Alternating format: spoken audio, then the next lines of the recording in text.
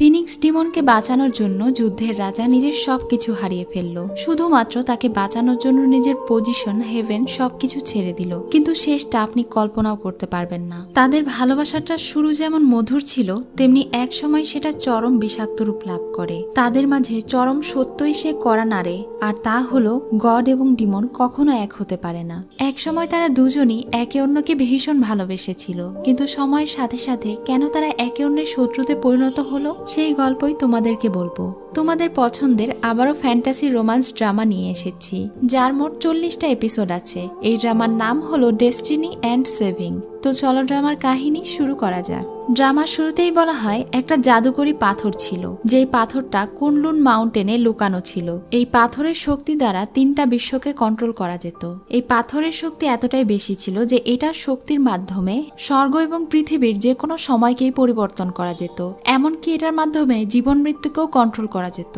এই মূল্যবান পাথরটিকে সুরক্ষিত রাখার দায়িত্ব দেওয়া হয়েছিল ড্রাগন ওয়ারিয়র bai ইয়ানকে। সেই শক্তিশালী পাথর ছিনিয়ে নেওয়ার জন্য ডিমন ক্ল্যানের লোকেরা যখন ইমর্টালদের উপরে আক্রমণ করেছিল, bai ইয়ান তখন তাদের সঙ্গে যুদ্ধ করে। ফিনিক্স ক্ল্যানের রানী ইউ চিং, যে কিনা জু ওয়ান ই নামের ডিমনকে ভালোবেসেছিল, তাকে সাহায্য করার জন্য সে নিজের মূল্যবান আত্মাকে বিসর্জন দিয়েছিল সেই মূল্যবান পাথর উদ্ধার করার জন্য।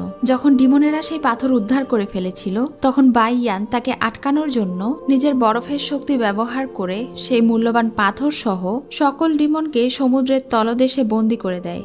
এমনকি সে নিজেও তাদের সঙ্গে সিল হয়ে যায়, যার কারণে লিংটিং নামের সেই সমুদ্রটা পুরোটা বরফে পরিণত হয়ে যায়। সকল ডিমনের সঙ্গে ড্রাগন পাওয়ারফুল bai ইয়ান সে নিজেও সেখানে সিল হয়ে সারা জীবনের জন্য থেকে যায়। এখন 1000 বছর পরের সিন দেখানো হয়। ফিনিক্স ক্ল্যানেরা যেহেতু ডিমনদেরকে সাহায্য করেছিল, এজন্য ফিনিক্স ক্ল্যানকে এখন আর দৈবিক ক্ল্যান বলা হয় না। ইমর্টাল ক্ল্যানের লোকেরা তাদেরকে বহিষ্কৃত ঘোষণা করেছে এবং তাদেরকেও ডিমন আখ্যা দিয়ে আলাদা করে ফেলেছে। 1000 বছর আগে হওয়া যুদ্ধের পর থেকে ফিনিক্স ক্ল্যানে আর কোনো রানী বা রাজা আসেনি। ফিনিক্স ক্ল্যানে থাকা সবচেয়ে বৃদ্ধ, যাকে সবাই দাদু বলে রাখতো, তিনি সেই ফিনিক্স ক্ল্যানের বেঁচে থাকা সকল মানুষদেরকে ডাকে। সকল ফিনিক্সদের কাছে থেকে সে একটা একটা করে পালক নিচ্ছিল, কারণ সে 100টা পালক দিয়ে তৈরি একটা পাখা তৈরি করতে চায়, যেই পাখাটা হবে অনেক বেশি শক্তিশালী। আর এটা তারা নিহুয়াং এর জন্য তৈরি করছিল।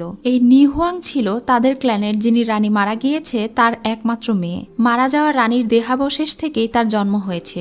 তারা এই শক্তিশালী পাখা তৈরি করছে যেন এটা নিহুয়াং ব্যবহার করে তার বোনের আত্মাকে পুনরায় উদ্ধার করতে পারে। এর মাধ্যমে হয়তো তাদের ইমর্টাল স্ট্যাটাস তারা আবারও ফিরিয়ে নিয়ে আসতে পারবে। তাদের এসব কথার মাঝেই সেখানে হেইয়িং নামের একটা ছেলে চলে আসে। সে বলছিল ওই নিহুয়াং নামের মেয়েটিকে তারা যেন তাদের ক্ল্যানের লিডার না বানায়, তাকে তাদের লিডার বানাতে বলছিল। কারণ সে মনে করে নিহুয়াং এর কোনো পাওয়ারই নেই, কোনো যোগ্যতা নেই। এমনকি তার বোনের কারণেই তাদের ক্ল্যান এখন ইমর্টাল স্ট্যাটাস হারিয়েছে। এসব নিয়ে তর্ক চলছিল, তখনই সেখানে নিহুয়াং চলে আসে। সে তাকে এখানে থেকে চলে যেতে বলে। সে যখন তর্ক করে আর বলে, তোমার সামান্য পাওয়ার দিয়ে তুমি কি করবে, তখনই নিহুয়াং তাকে তার পাওয়ার দিয়ে কাবু করে ফেলে। তাকে আঘাত করে বুঝিয়ে দেয় যে কে বেশি পাওয়ারফুল। হেইয়িং তখন অনেক রেগে যায় আর বলে, একদিন তোমাদের সবাইকে আমার পায়ের নিচে এসে কান্না করতে হবে আর এখানেই আশ্রয় লাভ করতে হবে, তখন দেখবো তোমরা কোথায় যাও। এটা বলে সে ওখানে থেকে চলে যায়। দাদা মশাই এখন তাকে 100টা পালকের তৈরি পাখা তৈরি করে দেয়, যেটা অনেক জাদুকরী শক্তি সম্পন্ন।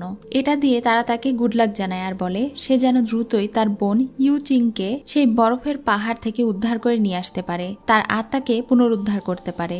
নিহুয়াং যখন তার পালকের সেই পাখায় চড়ে হেভেনের দিকে রওনা দেয়, সেটার গেটে যাওয়া মাত্রই সে একটা অদ্ভুত শক্তি অনুভব করে। তখনই তার পাখাটা গেটের ভেতরে পড়ে যায় আর সে নিচে পড়ে যায়। নিচে ছিল বরফের পাহাড়। সে অনেক কষ্ট করে উপরে ওঠে। তখনই সে ওখানে খেয়াল করে বরফের নিচে কে যেন আটকা পড়ে আছে। বরফ স্পর্শ করার মাত্রই সেই বরফ ফেটে যায় আর ভেতরে থেকে একটা ছেলে উঠে এসে তার গলা চেপে ধরে। সে তাকে বলে, তুমি এখানে কি করছো, সত্যি করে বলো, নয়তো আমি তোমাকে মেরে ফেলবো। এটা বলতে বলতে সে নিজেই ড্রাগনে রূপান্তরিত হয়ে যায় আর সেখানে দুর্বল হয়ে পড়ে থাকে। আপনার কি বাজেট কম? চিন্তা নেই, ওর চয়েস আছে আপনার জন্য। চায়না থেকে আসা অরিজিনাল জুয়েলারি পকেট ফ্রেন্ডলি প্রাইসে। এছাড়াও রয়েছে স্টুডেন্ট বাজেটে কম্বো অফার। চাইলে প্রিমিয়াম অফারগুলোও নিতে পারবেন। আর প্রতিটি কম্বোতেই 6 থেকে 30টি পর্যন্ত জুয়েলারি আইটেম পেয়ে যাবেন। তাহলে আর চিন্তা কিসের? এই ঈদে আপনি চাইলে আপনার স্টুডেন্ট বাজেটেই স্টাইল এবং কোয়ালিটি মেনটেন করেই শপিং করতে পারবেন। Earring, bracelet, fake nail, chain, মালা সেট, পায়েল, কাকরাস, ক্রাঞ্চি থেকে শুরু করে সবগুলো জুয়েলারি আইটেম পেয়ে যাবেন খুবই রিজনেবল প্রাইসে। আর আমার সাবস্ক্রাইবারের জন্য সবগুলো প্রোডাক্টের উপরে 10% ডিসকাউন্ট অথবা গিফট তো থাকছেই। তাই দেরি না করে এখনই ভিজিট করো আমার ফেসবুক পেজ ওর চয়েস। পিন কমেন্টে আমি পেজের নাম মেনশন করে দিব। এদিকে ডিভাইন লর্ড ইউয়ান যখন হেভেনের গেটে আসে তখন সে ওখানে ফিনিক্সের সেই পালকের পাখা পড়ে থাকতে দেখে। এটা দেখে সে অনেক অবাক হয় আর নিচে লিংটিয়ান সাগরের দিকে তাকায়। তার মনে হয় সেখানে কোনো একটা সমস্যা হয়েছে, কিন্তু লিংটিয়ান সাগরে করা যে সিল করা ছিল সেই সিলে কোনো সমস্যা হয়নি। এই বিষয়টি সে এসে হেভেনলি লর্ডকে জানায়। তারা অনুমান করছিল হয়তো ড্রাগন ওয়ারিয়ার বাই ইয়ান জেগে উঠেছে। যদি এমনটা হয় তাহলে তো খুবই ভালো, এটা ভেবে তারা অনেক খুশি ছিল।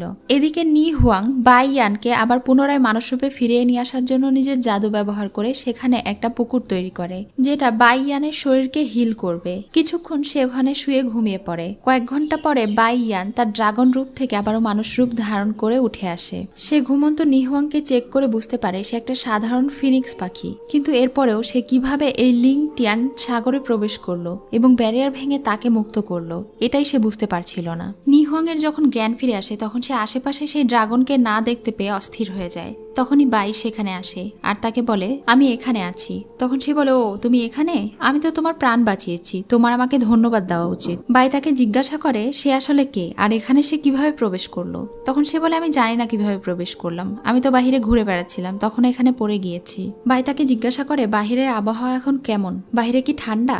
নিহুয়াং তাকে গরম অনুভব করায়। তখন সে এই গরম অনুভব করে অনেক খুশি হয় আর বলে 1000 বছর থেকে আমি এত গরম অনুভব করিনি, বাহিরের সবাই ভালো আছে এটা ভেবে আমি খুবই খুশি হয়েছি। তখন সে অবাক হয়ে বলে আপনি 1000 বছর ধরে এখানে বন্দী ছিলেন। বাই বলে আমি এখানে বন্দী ছিলাম না, আমি ঘুমন্ত অবস্থায় ছিলাম। সে বলে সে যাই হোক আমি আপনাকে বাঁচিয়েছি, এটা আপনার মনে রাখতে হবে। আর এখানে আসার সময় আমার শক্তিশালী পাখা কোথাও হারিয়ে গিয়েছে, আপনি কি ওটা দেখেছেন, কোথায় লুকিয়ে রেখেছেন। এসব কথার মাঝে বরফে ফাটল ধরতে শুরু করে। এটা দেখে বাই সেদিকে যায় আর নিহুয়াংকে বরফ বানিয়ে রেখে যায় যেন সে কোথাও যেতে না পারে। বরফের নিচে থাকা সেই ডিভাইন আর্টিফ্যাক্ট বেরিয়ে আসতে চাইছিল। এমনটা হলে ডিমনেরা মুক্ত হয়ে যেত। সে অনেক পাওয়ার দিয়ে সেটা আটকানোর চেষ্টা করছিল। এটা দেখে নিহুয়াংও তাকে সাহায্য করতে শুরু করে। তারা দুজন মিলে এটাকে সিল করতে শুরু করে। ফাইনালি এটা সিল করে ফেলে, কিন্তু নিহুয়াং অনেক অসুস্থ হয়ে যায় আর সেখানেই জ্ঞান হারিয়ে ফেলে। এটা দেখে সে নিজের পাওয়ার দিয়ে তাকে হিল করার চেষ্টা করে, কিন্তু এর ফলে নিহুয়াং এর শরীর অনেক বেশি ঠান্ডা হয়ে যাচ্ছিল আর সে বরফ হয়ে যাচ্ছিল। বাই বুঝতে পারে সে যদি তাকে এভাবে নিজের বরফের পাওয়ার দিতে থাকে, সে তো ফিনিক্স ডিমন, তার আগুনের পাওয়ার, তাহলে বিষয়টা আরো খারাপ হয়ে যাবে।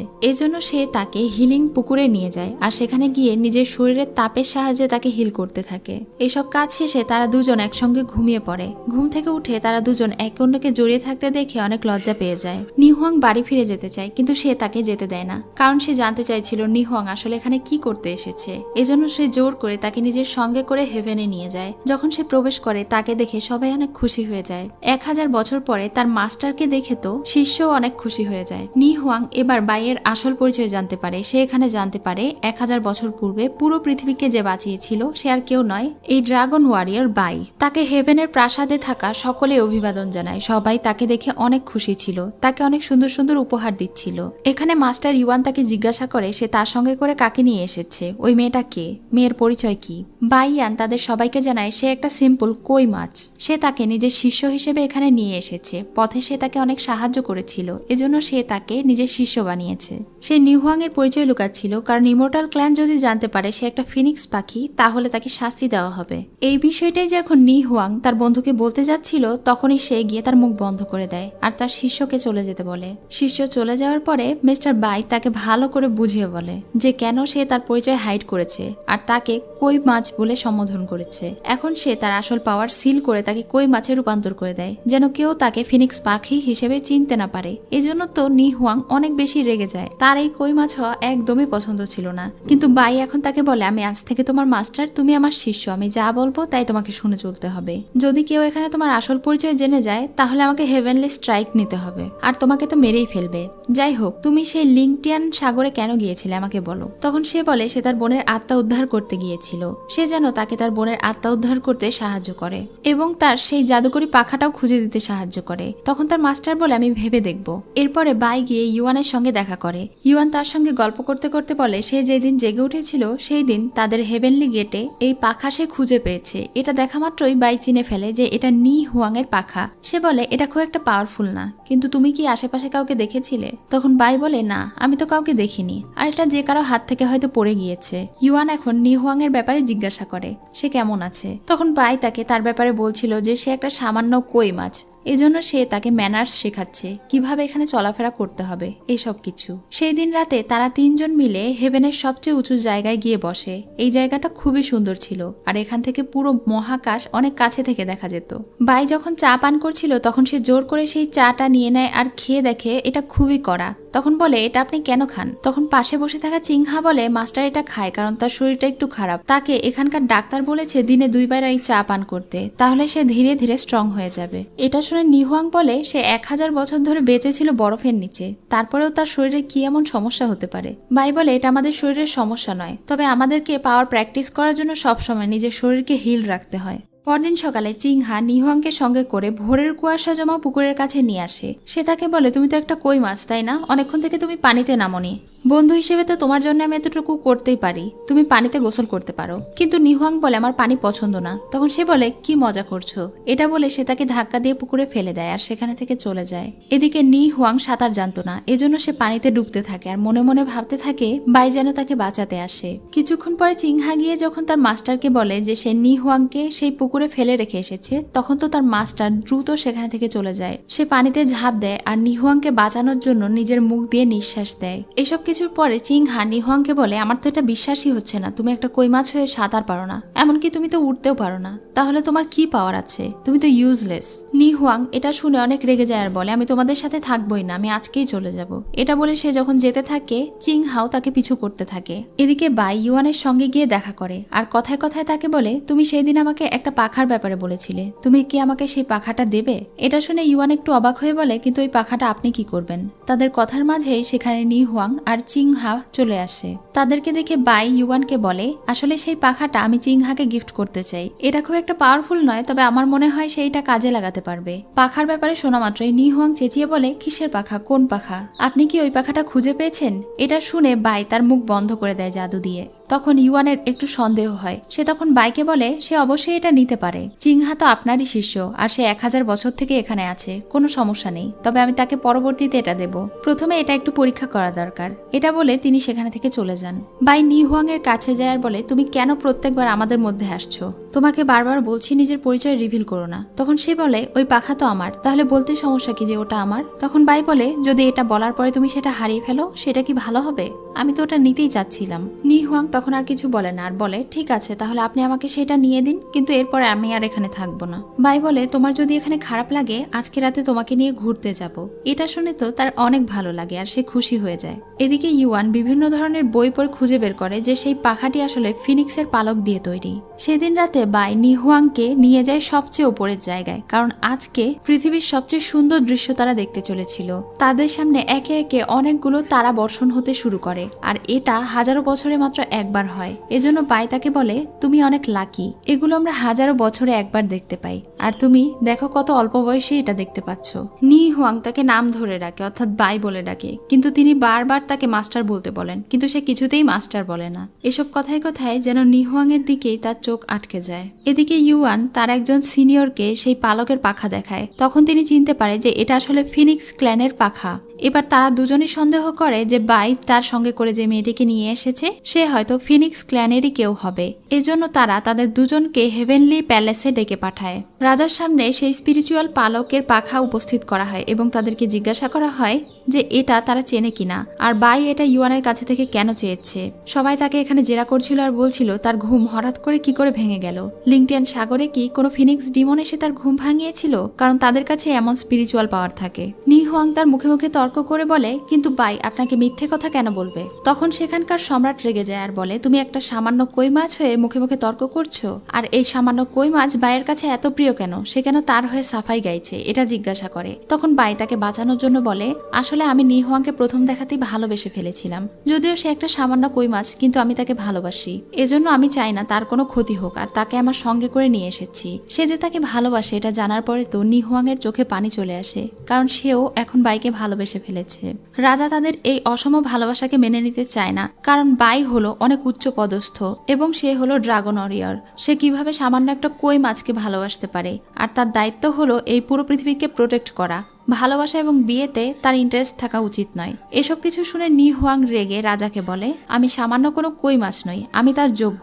আমি হলাম ইউচিং এর ছোট বোন। তার আসল পরিচয় জানার পরে তো সবাই তাকে বলছিল মেরে ফেলার জন্য, কিন্তু বাই সম্রাটকে রিকোয়েস্ট করে বলে সে সামান্য একটা ফিনিক্স ডিমন, সে কারো কোনো ক্ষতি করবে না। তার সঙ্গে এতদিন থেকে আমি বুঝতে পেরেছি যে সে আসলে পিওর একটা ডিমন, তার মনে কোনো অশান্তি বা কোনো অরাজকতা নেই। তখন ইউয়ান সেই ফিনিক্স পালকের পাখাটা দেখিয়ে বলে, সে যদি এতই সাধারণ হতো তাহলে তার কাছে এই ডিভাইন পাওয়ারের পাখা কিভাবে এলো, আর সে কিভাবেই বা তোমার ব্যারিয়ার ভাঙতে পারলো। পরবর্তীতেও সে আবারও সেই লিংটিয়ান সাগরে গিয়ে ডিমনদেরকে মুক্ত করতে পারে, আর এমনিতেও সে হলো ফিনিক্সদের বংশধর। তার বোন তো একবার ডিমনদেরকে সহযোগিতা করেছিল, তাহলে সে করবে না তার কি গ্যারান্টি আছে? এটা শুনে সবাই একমত পোষণ করে। তখন সম্রাট হুকুম করে নিহুয়াংকে প্রিমিডিয়াল স্পিরিটের সঙ্গে বেঁধে শাস্তি দেওয়ার জন্য। এটা শুনে তো তারা দুজনেই অনেক ভয় পেয়ে যায়। এজন্য তারা দুজন পালিয়ে যাচ্ছিল। বাই ইয়ান তাদের সবার সঙ্গে লড়াই করে আর নিহুয়াংকে নিয়ে সেখানে থেকে পালিয়ে যায়। বরফের সেই লেকে যাওয়ার পরে সে নিহুয়াংকে বলে সে নিহুয়াংয়ের ডিমনিক অরা লুকিয়ে ফেলবে আর তাকে পৃথিবীতে পাঠিয়ে দেবে। সেখানে গিয়ে সে নিজের কাল্টিভেশন সম্পন্ন করতে পারে, আর ততদিন পর্যন্ত বাই তার জন্য এখানেই অপেক্ষা করবে। তখন নিহুয়াং কান্না করতে করতে তাকে বলে, আমার কোনো কাল্টিভেশন চাই না, আমি বাঁচতে হলে তোমার সঙ্গে বাঁচবো, আর মরতে হলে তোমার সঙ্গে মরবো। তুমি কেন তোমার প্যালেস ছাড়তে পারছো না? আমরা কি পারি না দুজন একসঙ্গে বাঁচতে? এসব কিছু বলছিল আর কান্না করছিল। এই ইমোশনাল কথাগুলো শুনে বাইও কান্না করে ফেলে, কিন্তু সে আর অন্য কোনো কিছু বলে না। এই জন্য এবার নিহুয়াং বলে, ঠিক আছে, তুমি যখন চাও আমি তোমার থেকে দূরে চলে যাই, তাহলে আমি একাই যাচ্ছি। এটা বলে সে যখন যাচ্ছিল তখনই বাই তাকে অজ্ঞান করে দেয়, আর তার উপরে এমন একটা স্পেল ব্যবহার করে যার কারণে পরবর্তীতে তাদের দুজনেরই পৃথিবীতে দেখা হবে। বাই মনে মনে বলছিল, 10,000 বছর ধরে এসব করতে করতে আমি টায়ার্ড হয়ে গিয়েছি, এখন আমি একটু নিজের মতো করে বাঁচতে চাই, তোমার সঙ্গে বাঁচতে চাই। যাই হোক, তার স্পেল ব্যবহার করার পরে সে আবারও হেভেনে ফিরে যায়। হিউয়ান দেখে তার পিছু করতে যায়। এদিকে বাই তার শিষ্যের হাতে কিছু একটা দেয় আর দ্রুত তাকে নিহুয়াং এর কাছে যেতে বলে আর তাকে নিয়ে পালিয়ে যেতে বলে। চিংহা তখন নিহুয়াংকে নিয়ে পালাতে যায়। নিহুয়াং যখন জানতে পারে সত্যি সত্যি সে আবারও তার প্যালেসে ফিরে গিয়েছে, তখন তার অনেক কষ্ট লাগে। তারা চলেই যাচ্ছিল, তখনই তারা ঢোলের আওয়াজ শুনতে পায় আর বুঝতে পারে যে বাই কোনো বিপদে আছে। এদিকে বাই গিয়ে সম্রাটের কাছে স্যারেন্ডার করে দেয়। সে সম্রাটকে বলে সে নিজের পাওয়ার দিয়ে নিহুয়াং এর ডিমনিক পাওয়ার সিল করে দিয়েছে, এখন সে একজন সাধারণ মানুষ, তাই যেন তারা নিহুয়াংকে মাফ করে দেয়। কিন্তু সম্রাট তাকে রুলস ব্রেক করার জন্য শাস্তি দিতে চায়। এজন্য তাকে 80টা বজ্র আঘাতের শাস্তি দেওয়া হয়। তাকে নিয়ে গিয়ে পোলে বেঁধে রাখা হয় আর তাকে শাস্তি দিতে শুরু করা হয়। ততক্ষণে সেখানে নিহুয়াং চলে এসেছিল, সে তাকে বাঁচাতে চাইছিল।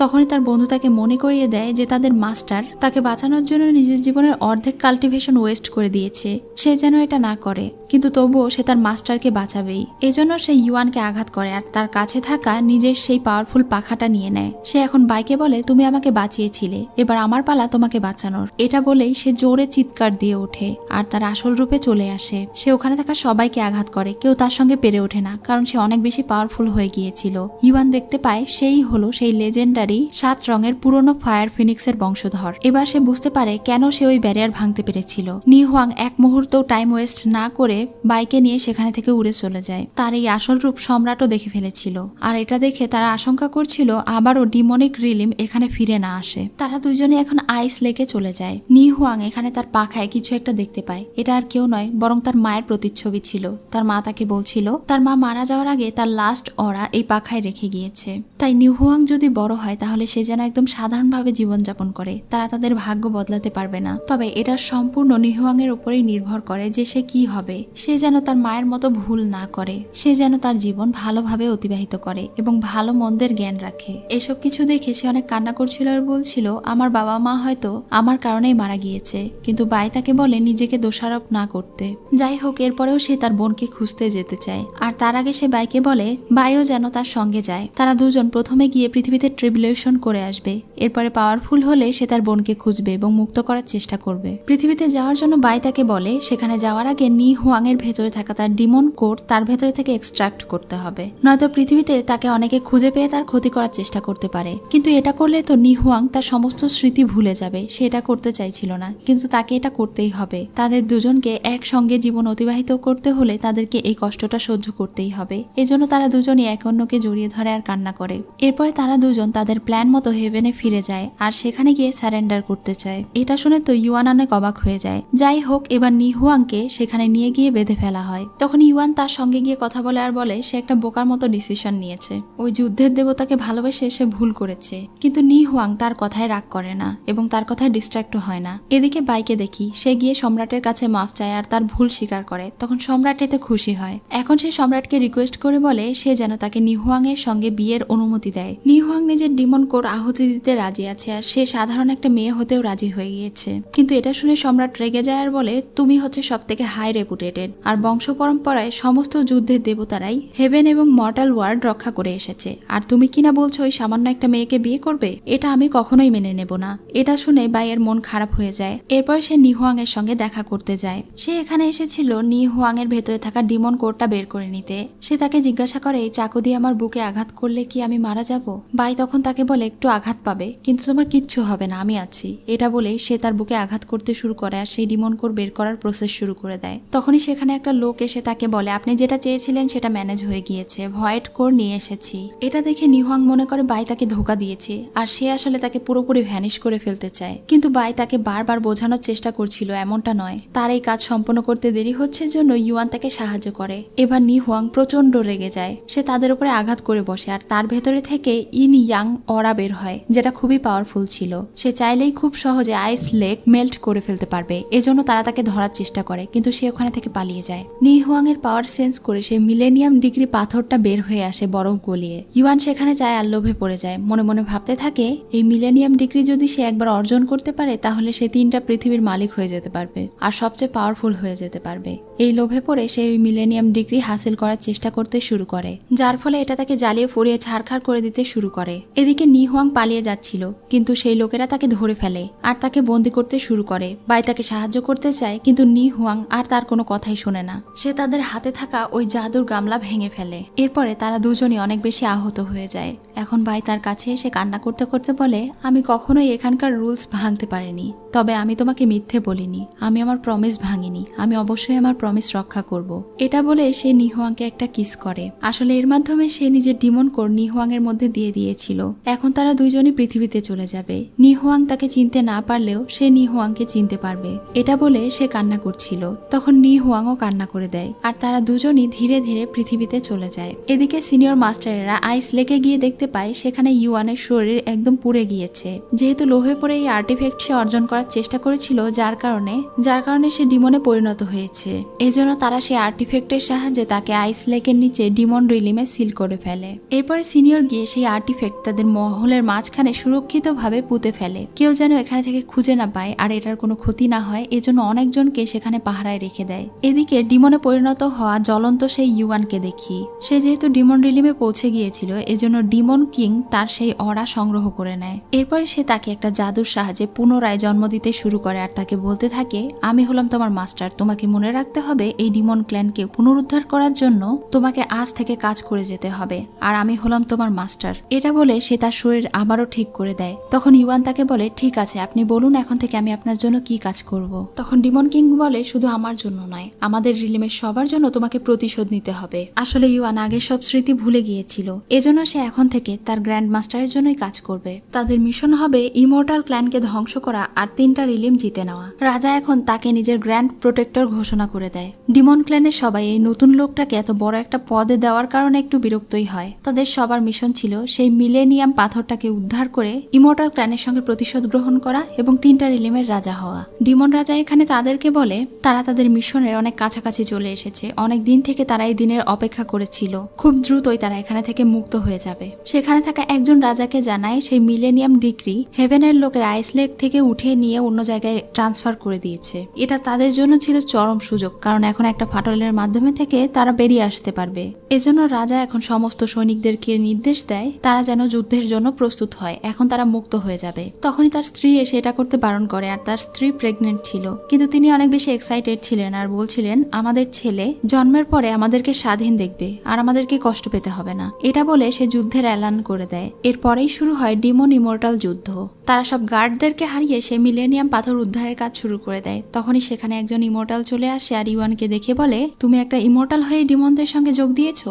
এখন সে তাদের সবার সঙ্গে লড়াই করতে শুরু করে। ডিমন কিং নিজের ডিমন কোর দিয়ে তার সঙ্গে লড়াই করতে শুরু করে। আর এদিকে ইউয়ান গিয়ে সেই মিলেনিয়াম পাথরটা উদ্ধার করার চেষ্টা করতে থাকে, কিন্তু সে পারে না। এদিকে ডিমন কিং এর স্ত্রীর প্রসব বেদনা শুরু হয়ে যায়। তার চিৎকার শুনে ডিমন কিং কিছুটা ডিস্ট্র্যাক্ট হয়ে যায়। তখনই সেই মাস্টার তাকে আঘাত করে বসে। তারা আর ওই মিলেনিয়াম পাথর উদ্ধার করতে পারে না। মাস্টার আবারও সেই সিল ঠিক করে দেয় আর তারা হেরে যায়। ডিমন রাজা এখন মারা যাওয়ার আগে ইউয়ানকে তার ডিমন কোড দিয়ে যায় আর তাদের সবাইকে ঘোষণা করে বলে, এখন থেকে ইউয়ান হবে তোমাদের নতুন ডিমন লর্ড। এটা বলেই ডিমন কিং মারা যায়। তখন না চাইতেও তাদেরকে নতুন রাজাকে একসেপ্ট করতে হয়। এদিকে আমরা দেখতে পাই ডিমন রাজার স্ত্রী মারা গিয়েছে, কিন্তু তার বাচ্চা বেঁচে আছে। কিছুক্ষণ পরে আবার দেখানো হয় ডিমন লর্ডের স্ত্রী সেখানে পড়ে থাকলেও তার বাচ্চা সেখানে ছিল না, মানে তার বাচ্চাকে কেউ একজন নিয়ে চলে গিয়েছে। এখন প্রায় 12 বছর পরের সিন দেখানো হয়। এখানে আমরা একটা মেয়েকে দেখি। সে পাহাড় বেয়ে ওপরে ওঠে আর ওপরে থাকা বিশাল বড় একটা প্রাসাদে প্রবেশ করে। সেখানে একটা ছেলেকে দেখে সে জিজ্ঞাসা করে পাহাড় বেয়ে সবচেয়ে উপরে ওঠার রাস্তা কোনটা। ছেলেটা তার সঙ্গে কোনো কথা না বললে সে নিজের হাতে থাকা সেই শেকল দিয়ে তাকে আঘাত করতে যায়। তখন সেই ছেলেটা জেগে এসে তাকে বলে, তুমি কি পাগল নাকি, আর বিনা অনুমতিতে এখানে কেন এসেছো? তখন সে বলে, আমি আমার বাবাকে খুঁজতে এসেছি। আমার বাবা স্নোপিক পাহাড়ে বেশ কয়েকদিন থেকে যুদ্ধ করছে, তার জন্য আমার অনেক চিন্তা হচ্ছে, এজন্য আমি তার সঙ্গে দেখা করতে চাই। তুমি কি রাস্তা চেনো? তখন সে বলে, আমার মাস্টারও তো সেখানে গিয়েছে একজনের সঙ্গে লড়াই করার জন্য। এটা শুনে সেই মেয়েটা রেগে যায় আর বলে, তার মানে তোমার মাস্টার আমার বাবার সঙ্গে লড়াই করতে গিয়েছে? এদিকে আমরা দেখতে পাই ওই মেয়েটির বাবা মাস্টারের সঙ্গে লড়াই করতে গিয়েছে, কারণ সে ওই মিলেনিয়াম পাথরটা হাসিল করতে চায় আর মাস্টারকে মারতে চায়। মাস্টার এখানে তাকে বোঝায় যে ওই মিলেনিয়াম পাথর 3টা পৃথিবীকে বাঁচানোর জন্য সেট করা আছে, ওটা হাসিল করেই বা সে কি করবে। কিন্তু তিনি তার কোনো কথাই শোনে না আর তারা দুজন লড়াই করতে শুরু করে। এদিকে সেই মেয়েটি তার বাবার জন্য অনেক বেশি চিন্তিত ছিল।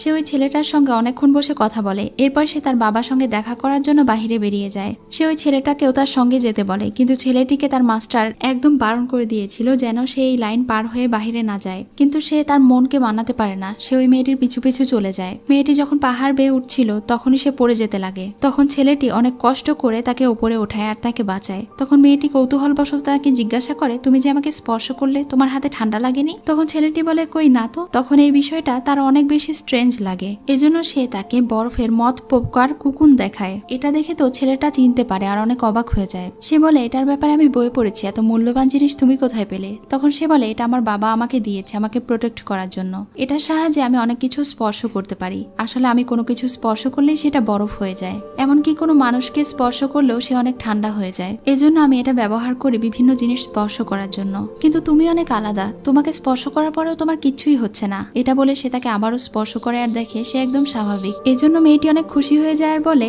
যেহেতু তোমাকে এখন আমি টাচ করতে পারছি তাহলে এখন থেকে আমরা দুইজন ফ্রেন্ডস। আমার নাম হলো ফেং, আর তোমার নাম কি? তখন সে বলে তার নাম হলো মো জিয়াও। ফেং তাকে বলে, এখন থেকে আমরা দুইজন বেস্ট ফ্রেন্ড, তার মানে আমরা দুজন সবসময় একে অন্যকে প্রোটেক্ট করবো আর সাহায্য করব। তাহলে তুমি এখন আমাকে মাউন্টেনেরও ওপরে উঠতে কিভাবে সাহায্য করবে? তখন জিয়াও তার তরল ব্যবহার করে তাকে নিয়ে উপরে উড়ে যায়। সেই পাহাড়ের উপরে উঠে তো তারা দুজনে অনেক খুশি হয়ে যায় আর তারা দুজন মিলে সিঁড়ি দিয়ে উপরে উঠতে থাকে। ফেং উপরে গিয়ে দেখতে পায় তার মাস্টার তার বাবার সঙ্গে লড়াই করছে। এজন্য সে নিজের হাতে থাকা শেকল দিয়ে তার বাবাকে ছাড়ানোর চেষ্টা করে, কিন্তু এর ফলে তার বাবা পাহাড় থেকে নিচে পড়ে যায়। এটা দেখে মাস্টারও হতভম্ব হয়ে যায়, কারণ তিনি তাকে মেরে ফেলতে চাননি। ফেং এখন রেগে তার মাস্টারকে আঘাত করতে গেলে মো জিয়াও তার মাস্টারকে প্রোটেক্ট করে, যার ফলে ফেং পাহাড়ের নিচে পড়ে যাচ্ছিল। কিন্তু মো জিয়াও তাকে বলে তার হাত ধরতে, সে তাকে বাঁচাতে চায়। ফেং তখন প্রচন্ড রেগে তাকে বলে, তোমরা আমার বাবাকে মেরেছো, আমি প্রতিশোধ নিতে অবশ্যই ফিরে আসবো। এটা বলে সে নিচে পড়ে যায়। তার বন্ধুকে নিচে পড়ে যেতে দেখে মো জিয়াও ডিমনিক পাওয়ারে আকৃষ্ট হয়ে যায়। সে প্রচন্ড রেগে যায় আর তার মধ্যে থেকে ডিমনিক পাওয়ার বের হতে শুরু করে। এটার ফলে মিলেনিয়াম পাথরেও একটা পরিবর্তন আসে আর তার মাস্টার তাকে এই অবস্থায় দেখে অনেক ভয় পেয়ে যায়। এদিকে আমরা ফেংকে দেখি যে পাহাড় থেকে পড়ে গিয়েছিল। ফেং পাহাড় থেকে পড়ে যাওয়ার পরেও মারা যায়নি, বরং ইউয়ান তাকে উদ্ধার করে নিয়ে যায়। অন্যদিকে মাস্টারকে দেখি সে তার প্রাসাদে ফিরে গিয়েছিল মো জিয়াওকে নিয়ে। মো জিয়াওয়ের চারিদিক থেকে অনেক বেশি শয়তানি পাওয়ার বের হচ্ছিল। মাস্টার নিজের সমস্ত পাওয়ার দিয়ে মো জিয়াওয়ের সমস্যাটি দূর করে, এমনকি তিনি নিজের কাল্টিভেশনের সমস্ত পাওয়ার তাকে দিয়ে দিচ্ছিলেন। তখনই সেখানে একজন এসে মাস্টারকে বাধা দিয়ে বলে এটা যেন তিনি না করেন, কারণ এটা তার সারা জীবনের কাল্টিভেশনের অংশ। কিন্তু মাস্টার তাকে 8 বছর আগের কাহিনী বলে। যখন ডিমনেরা মিলেনিয়াম পাথর নেওয়ার জন্য অ্যাটাক করেছিল তখন সেই মিলেনিয়াম পাথরে একটু ফাটল ধরেছিল আর সেটা থেকে ডিমনিক পাওয়ার বের হয়েছিল, যেটা ব্যবহার করে ডিমনেরা আস্তে আস্তে শক্তিশালী হচ্ছে, কিন্তু তাদেরকে বাধা দেওয়ার জন্য একজনকে দরকার। এটা বলেই তিনি তার সমস্ত শক্তি ওই ছেলেটার মধ্যে ট্রান্সফার করে দেন আর বলেন আমার সময় এমনিতেও ফুরিয়ে এসেছে, এই ছেলেটির পাওয়ার যেন লিক না হয় এবং পরবর্তীতে সে যেন ধ্বংস বয়ে নিয়ে না আসে, সেটাই আমি তাকে শেখাবো। তাকে মুনলাইট টেকনিক শেখাবো, সে হবে তোমাদের পরবর্তী গাইড। আমাদের এই মাউন্টেনকে সেই রক্ষা করবে এবং ভবিষ্যতে মিলেনিয়াম পাথরও সে রক্ষা করবে। এসব কিছু বলে মাস্টার মো জিয়াওকে সব টেকনিক আয়ত্ত করা শেখাতে শুরু করে। মো জিয়াও প্রতিদিন তার মাস্টারের কথা মতো মুনলাইট টেকনিক শিখতে থাকে আর একই সাথে সে এখনো ফেংকে ভুলেনি। সে এখনো ফেংয়ের দেওয়া সেই পাখির বাচ্চাটাকে নিয়েই ঘুমায়। যখন সে মুনলাইট টেকনিক পুরোপুরি আয়ত্ত করে ফেলে তখন তার মাস্টার মারা যায়। এভাবেই সে আড়ালে 10 বছর ধরে সেখানে প্র্যাকটিস করতে থাকে। 10 বছর পার হয়ে যায়। তখন আমরা সেই লোকটাকে দেখতে পাই যাকে মাস্টার সবকিছু বলে গিয়েছিল। সেই লোকটা একটা খবরের মাধ্যমে জানতে পারে ফাইনালি তাদের সেই দিন চলে এসেছে। আজকে তাদের এই 4টা সেক্টর মাস্টারকে নির্বাচন করতে হবে, অর্থাৎ মো জিয়াওকে তারা নির্বাচন করবে। এজন্য সে 4টা সেক্টর যে চিফ আছে তাদের সবাইকে খবর দেয়। সেই মাউন্টেনে থাকা সকল চিফ মাস্টারগুলো এবং তাদের শিষ্যরা সেখানে পৌঁছে যায়। এখানে আমরা একটা দুষ্টু ছেলেকে দেখি, সে পোকামাকড়কে তাড়া করে বেড়াচ্ছিল, কিন্তু তার বান্ধবী তাকে বাধা দেয়, এজন্য সে বেশ রেগে যায়। যাই হোক, এখানে এখন মাস্টার বিশাল বড় একটা তরোয়াল নিয়ে হাজির হয়, যেটা খুবই শক্তিশালী ছিল আর তাদের আগের মাস্টারের ছিল। এটা হলো মুনলাইট ব্লেড তরোয়াল। এখন তিনি এটা হাওয়ায় ছুড়ে দেন, কারণ এটাই তার মাস্টারকে নির্বাচন করে নেবে। সেখানে থাকা সবার তরোয়াল কাঁপতে শুরু করে। তখনই সেখানে মো জিয়াওয়ের এন্ট্রি হয়। দারুণভাবে তার এন্ট্রির মাধ্যমে মো জিয়াও সবার সামনে চলে আসে। তার এমন এন্ট্রি দেখে সবাই বিমোহিত হয়ে যায়। মো জিয়াও তার তরোয়াল নিয়ে নেয় এবং সেক্ট মাস্টারের কাছে গিয়ে তাকে সম্মান জানায়। এখানে থাকা বাকি চিফের মধ্যে কেউ তাকে দেখে খুশি হচ্ছিল আর কেউ বেজার হচ্ছিল। যাই হোক, মাস্টার এখন সবার সঙ্গে মো জিয়াওকে পরিচয় করে দেয় আর বলে এখন থেকে সে হবে তোমাদের হেড, আর সে হলো আমাদের মাউন্টেন শু এর ভবিষ্যৎ রাজা, মানে সবচেয়ে বড় গ্র্যান্ড মাস্টার। যাই হোক, এখানে তাকে পরিচয় করে দেওয়ার পরে তাকে তার বাড়িতে নিয়ে যাওয়া হয়, মানে তার জন্য একটা সুন্দর মহল তৈরি করা হয়েছে সেখানে। এখানে তার সঙ্গে তার পুরনো বন্ধু দেখা করতে আসে। ছোটবেলায় তারা দুজন একসঙ্গে এখানে পড়ালেখা করত। জিয়াওয়ের বন্ধু তাকে বলে তুমি তো দেখছি বড় হয়ে হিরো হয়ে গেছো, একেবারে সেক্ট মাস্টার হয়ে গেছো। হ্যাঁ, তাতে কি হয়েছে, আমার মতো হ্যান্ডসাম তুমি হতে পারবে না। এসব কথা বলতে বলতেই সেখানে জিং চলে আসে। জিং ছিল এখানকার একটা চিফের মেয়ে। সে মো জিয়াওয়ের সঙ্গে কথা বলার চেষ্টা করছিল, কিন্তু মো জিয়াওয়ের বন্ধু সব সময় তার সঙ্গে ঝগড়া করে। আবারও তারা দুজন এখানে ঝগড়া শুরু করে দেয়। এটা দেখে মো জিয়াও তার রুমের ভেতরে চলে যায়। এদিকে গ্রামে হঠাৎ করে একটা স্নো ডেমন অ্যাটাক করে দেয়, যার কারণে গ্রামের আশেপাশের সব জমি জমা একদম বরফে পরিণত হয়ে যায়। এই বিষয়টা যখন একজন চিফ মাস্টার জানতে পারে তখন তারা 4 জন মিলে এই বিষয়ে আলোচনা করে এবং সিদ্ধান্ত নেয় যে মো জিয়াওকে সেখানে পাঠাবে। মো জিয়াও যখন সেখানে যায় তখন দেখতে পায় সবকিছু বরফে পরিণত হয়ে গিয়েছে। সে ওই বরফের পাহাড়ে গিয়ে স্নো ডিমনের সঙ্গে ফাইট করে আর তাকে হারিয়ে দেয়। এরপরে যখন সে গ্রামের রাস্তা দিয়ে ফিরে যাচ্ছিল তখন গ্রামবাসীরা তাকে রিকোয়েস্ট করে যেন সে তাদের জমিতে থাকা বরফগুলো গলিয়ে দেয়, নয়তো তারা একদম নিঃস্ব হয়ে পড়বে। তখন মো জিয়াও তাদের রিকোয়েস্ট রাখে আর বিশাল বড় জমির বরফগুলোকে পাওয়ারের সাহায্যে গলাতে শুরু করে। জমির সমস্ত বরফ গলে যায়, কিন্তু সে অনেক বেশি দুর্বল হয়ে পড়ে, যার কারণে সে পাশে থাকা বরফের পাহাড়ে গিয়ে জ্ঞান হারায়। সেখানে থেকে তাকে একজন তার গুহায় টেনে নিয়ে চলে আসে। এটা আর কেউ নয় বরং নি হুয়াং ছিল, তবে এখানে তার পরিচয় আলাদা, সামনে সেটা আমরা জানতে পারবো। যাই হোক, সে মো জিয়াওকে অনেকভাবে জাগানোর চেষ্টা করে, কিন্তু তার জ্ঞান ফিরে আসে না। এরপরে সে তার পোষা শিয়ালের সঙ্গে খাবার সংগ্রহে চলে যায়। কিছুক্ষণ পরে তারা বরফের জঙ্গলে থাকা বেরিগুলো নিয়ে আসে আর দুজন ভাগ করে খাচ্ছিল। তার কিউট শিয়ালটাকে দেখে বেশ ভালোই লাগছিল।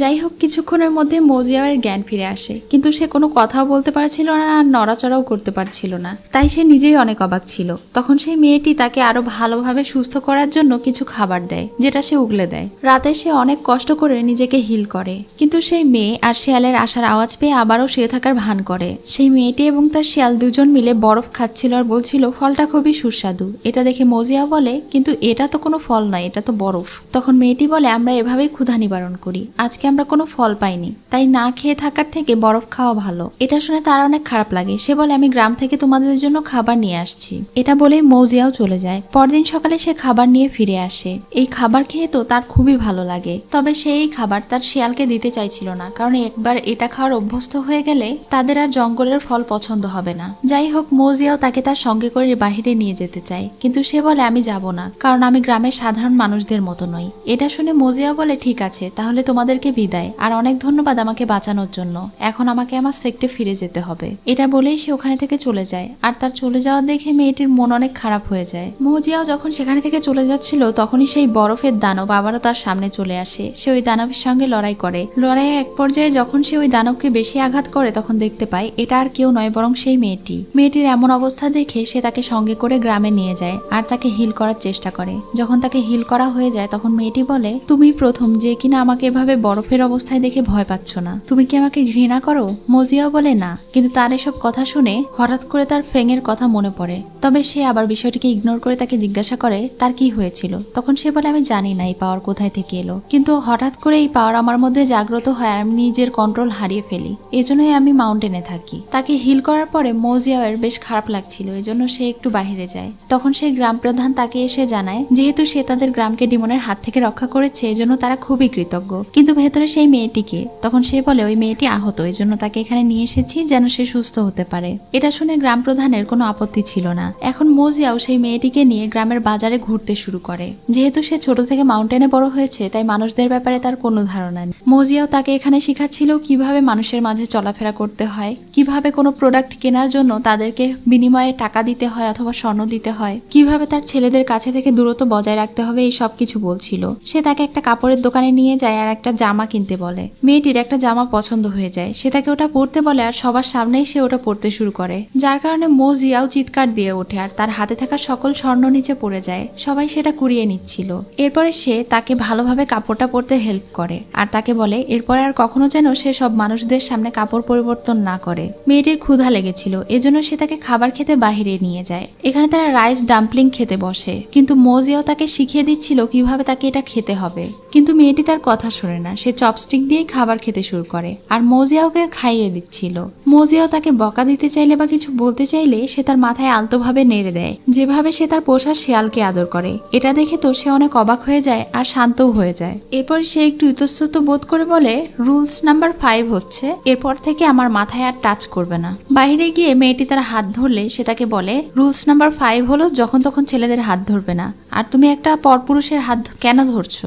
এরপর থেকে কোনো কিছু ধরতে হলে আমার কাপড় ধরবে, হাত ধরবে না। এরপরে সে তাকে একের পর এক রুলস বলেই যাচ্ছিল, কিন্তু মেয়েটি তার কথায় পাত্তাই দিচ্ছিল না। লাস্টে সে রেগে গিয়ে বলে, তুমি আমাকে একটু রাইস বল খাইয়েছো আর জামা কাপড় কিনে দিয়েছো জন্য একের পর এক রুলস বলে যাচ্ছ, এবার আমার একটা রুলস শোনো, আমার জন্য কোনো রুলস হবে না। এটা বলে সে ওখানে থেকে চলে যায়। পরদিন সকালে মোজিয়াও গ্রামের সর্দারের কাছে থেকে বিদায় নেয়, কারণ এখন তাকে তার মাউন্টেনে ফিরে যেতে হবে, আজ তিনি ফিরে যাবেন। এটা বলে সে ওই মেয়েটির সঙ্গে দেখা করতে যায়। তখন মেয়েটি তাকে ইমপ্রেস করার চেষ্টা করে, তাকে জিজ্ঞাসা করে আমাকে কি সুন্দর লাগছে। এটা দেখে তো সে অনেক অবাক হয়ে যায় আর তাকে দূরে ঠেলে দিয়ে বলে, তুমি এসব কি করছো? তখনই পেছনে থেকে একটা মহিলা এলে সে তাকে দেখিয়ে দিয়ে বলে, ওই মহিলাই তো আমাকে শিখিয়েছিল কিভাবে ছেলেদেরকে হাতের মুঠোতে রাখতে হয়। সে বলেছিল এটা করলে তুমি কখনো আমাকে ছেড়ে যাবে না। তখন মোজিয়াও একটু অবাক হয়ে ওই মহিলাকে বলে, আপনি এসব কি শেখান? তখন মহিলাটি অনেক বেশি লজ্জা পায় আর তাকে সঙ্গে করে নিয়ে রাইস বল খেতে নিয়ে যায়। কিন্তু মোজিয়াও যে তার কাছে থেকে বিদায় নিতে এসেছিল এটা তাকে বলাই হয় না। এরপর যখন সে বাড়ি ফিরে এসে জানতে পারে মোজিয়াও তাকে রেখে চলে গিয়েছে তখন সে অনেক বেশি অস্থির হয়ে ওঠে। সবাইকে বলতে থাকে সে তার কাছে যাবে, কিন্তু গ্রামের সবাই তাকে যেতে বাধা দেয়, এমনকি তারা তাকে বেঁধে ফেলে। এ কারণে সে ভীষণ রেগে যায় আর তাদেরকে বলে, আমাকে ছেড়ে দাও, নয়তো আমি তোমাদের ক্ষতি করে ফেলবো। এভাবে সে প্রায় 3 বার বলে, কিন্তু তারপরেও তারা তাকে ছাড়ে না। এক পর্যায়ে সে তার কন্ট্রোল হারিয়ে ফেলে আর ওই রুমে থাকা সকল মহিলাকে বরফ বানিয়ে দেয়। চিৎকারের আওয়াজ শুনে মোজিয়াও সেখানে পৌঁছে দেখতে পায় গ্রামের সবাই মিলে সেই ঘরে আগুন দেওয়ার জন্য যাচ্ছে, কারণ তারা জেনে গিয়েছে যে ওই মেয়েটি হলো একটা ডিমন। গ্রামের চিফ মোজিয়াওকে বলে ওই বরফ ডিমনকে মেরে ফেলতে, কিন্তু সে বলে মেয়েটি কোনো অপরাধ করেনি। তারপরেও গ্রামের চিফ তার কথা শুনে না আর বলে, আপনি চিফ মাস্টার হয়ে একটা ডিমনকে নিজের সাথে রেখেছেন, কত লজ্জার একটা বিষয়। তাকে হয় আপনি মারুন নয়তো আমরা মেরে ফেলবো। তখন সে বলে ঠিক আছে আমি মারছি। ততক্ষণে গ্রামের লোকেরা ঘরে আগুন দিয়েছিল। সে ভেতরে গিয়ে মেয়েটিকে কোথাও খুঁজে পায় না, কারণ সেই মেয়েটিকে সেই দাসী সঙ্গে করে নিয়ে গিয়েছে। সে তাকে বুঝিয়ে শুনিয়ে এখান থেকে পালাতে বলে আর বলে, তুমি যদি না পালাও তাহলে গ্রামের মানুষেরা তোমাকে মেরে ফেলবে। এটা বলে সে তাকে পালিয়ে দেয়। এরপরে তার সঙ্গে মোজিয়াওয়ের দেখা হয়, কিন্তু তারা চুপচাপ সেখানে দাঁড়িয়ে থাকে। অন্যদিকে মাউন্টেনের মাস্টারেরা এই বিষয়টা জানতে পেরে যায়। এটা জেনে তো তারা অনেক বেশি অবাক হয়ে যায়। এদিকে মেয়েটি পালিয়ে একটা বাড়িতে চলে যায়। সেই বাড়িতে কেউ ছিল না, যেহেতু সকাল হয়ে গিয়েছিল এজন্য তার অনেক ক্ষুধা পেয়েছিল, কিন্তু বাড়িতে কোনো খাবারও ছিল না। যখন সে মন খারাপ করে সিঁড়িতে বসে পড়ে তখনই মোজিয়াও তার জন্য সেখানে খাবার নিয়ে পৌঁছে যায়। সে ওই খাবার নিয়ে খেতে শুরু করে আর মনের দুঃখে কান্না করছিল। তাকে কাঁদতে দেখে মোজিয়াওয়ের খারাপ লাগে। যাই হোক, এরপরে তারা দুজন মিলে গরম পানি করতে শুরু করে। মজিয়াও তাকে গরম পানি দিয়ে বলে, এখন থেকে তুমি গরম পানি খাবে, তাহলে তোমার ভেতরে থাকা ঠান্ডাটা কন্ট্রোলে থাকবে। তখনই তার কাছে তার মাস্টারের মেসেজ আসে। যেহেতু তাকে চলে যেতে হবে, এজন্য সে মেয়েটিকে লড়াই প্র্যাকটিস শেখাচ্ছিল। সে তাকে বলছিল সে যেন এখানেই থাকে, যদি কেউ কখনো তার উপরে অ্যাটাক করে তাহলে সে এভাবে তাদের সঙ্গে লড়াই করতে পারবে। কিন্তু মেয়েটি তার কথা শুনছিল না, সে তাকে তার সঙ্গেই থেকে যেতে বলছিল, কিন্তু এটা তো সম্ভব না। তখন সে বলে, কেন সম্ভব না, কিসের এত ভয়? তার এই কথা শুনে আবারও তার ফেংয়ের কথা মনে পড়ে, কারণ তার কথাগুলোর সঙ্গে ফেংয়ের কথাগুলো মিলে যাচ্ছিল। তখন সে আবারও এসব কিছু ভোলার চেষ্টা করে। রাতে বেলা সে ধ্যানে বসে। এরপরে সে তার ভেতরের আত্মাকে জিজ্ঞাসা করার চেষ্টা করে যে তার সঙ্গে এসব কেন হচ্ছে। বহু বছর আগে সে এসব কিছু ভুলে গিয়েছিল, কিন্তু আবারও এসব কিছু তাকে তাড়া করে বেড়াচ্ছে। তখন তার অন্তরাত্মা তাকে বলে, তুমি নিজেকে চেনার চেষ্টা করো, তাহলে তুমি এটার উত্তর পেয়ে যাবে। আর যেসব ঘটছে এই সব কিছু বুদ্ধিমত্তার সঙ্গে কন্ট্রোল করার চেষ্টা করো। এটা বলে তিনি চলে যান। এখন সে রাতে ওই মেয়েটির রুমে গিয়ে দেখতে পায় মেয়েটি তার রুমে নেই। তখন সে তাকে খুঁজতে খুঁজতে দেখতে পায় মেয়েটি গোসল করছে। তখন সে লজ্জা পেয়ে চলে যেতে চাইছিল, কিন্তু মেয়েটির দিকে একটা সাপ তেড়ে যাচ্ছিল। এটা দেখে সে দ্রুত তাকে বাঁচায়, কিন্তু তখনই তাদের দুজনের কিস হয়ে যায়। মেয়েটি বলে, তোমার ঠোঁট অনেক নরম আর গরম। যাই হোক, তখনই সে তার কাঁধে একটা চিহ্ন খেয়াল করে, যেই চিহ্নটা ফেংয়ের কাঁধেও ছিল। তখন সে একদম শিওর হয়ে যায় এই মেয়েটাই হলো ফেং, যাকে সে ছোটবেলায় মারা যেতে দেখেছিল। সে তাকে ফেং বলে ডাকছিল, কিন্তু মেয়েটি বলে ফেংকে। মেয়েটি আসলে তার স্মৃতি হারিয়ে ফেলেছিল, এজন্য তার কোনো কিছুই মনে পড়ছিল না। যাই হোক, সেদিন রাতে আবারও মাস্টার তাকে বার্তা পাঠায় এবং তাকে তার সেক্টে ফিরে যেতে বলে। তাই সে পরদিন সকালে ফেংকে সঙ্গে করে নিয়ে যায় সেই মাউন্টেনে, যেখানে প্রথম তাদের দেখা হয়েছিল। মেয়েটি বলে, এই জায়গাটা আমার খুবই চেনা চেনা মনে হচ্ছে, যেন এখানে এর আগেও আমি এসেছি। কিন্তু সে কোনো কিছু মনে করতে পারে না। তবে মোজিয়াও জানে কেন তার এটা চেনা চেনা মনে হচ্ছে। জিয়াও এখন তাকে এখানে রেখে যায় আর বলে সে যেন তার আসা পর্যন্ত এখানে অপেক্ষা করে, কারণ তার অনেক কাজ রয়েছে। আর বাহিরে যদি ফেং যায় তাহলে মানুষরা তার উপরে অ্যাটাক করতে পারে। এই জায়গাটা তার জন্য সবচেয়ে নিরাপদ। ফেং বলে, আমি তোমার জন্য অপেক্ষা করব, তোমাকে আমি বিশ্বাস করতে পারবো তো? তখন সে বলে, হ্যাঁ অবশ্যই, আমি যখন এরপরে আসবো তোমার জন্য অনেকগুলো রাইস ডাম্পলিং নিয়ে আসবো। এটা বলে সে ওখানে থেকে চলে যায়। এদিকে ইউয়ানকে দেখি, তার কাছে একটা পাথর ছিল। এই পাথর দেখে তারা কিছু একটা বুঝতে পারে। আসলে ফেংকে তারা দূর থেকে কন্ট্রোল করে রেখেছিল, আর এটা তাদের প্ল্যানেরই একটা অংশ ছিল। মোজিয়াও এখন তার প্রাসাদে ফিরে যায়। সবাই সেখানে স্বাগতম জানায় তাকে, আর 4 জন মাস্টারও বসেছিল।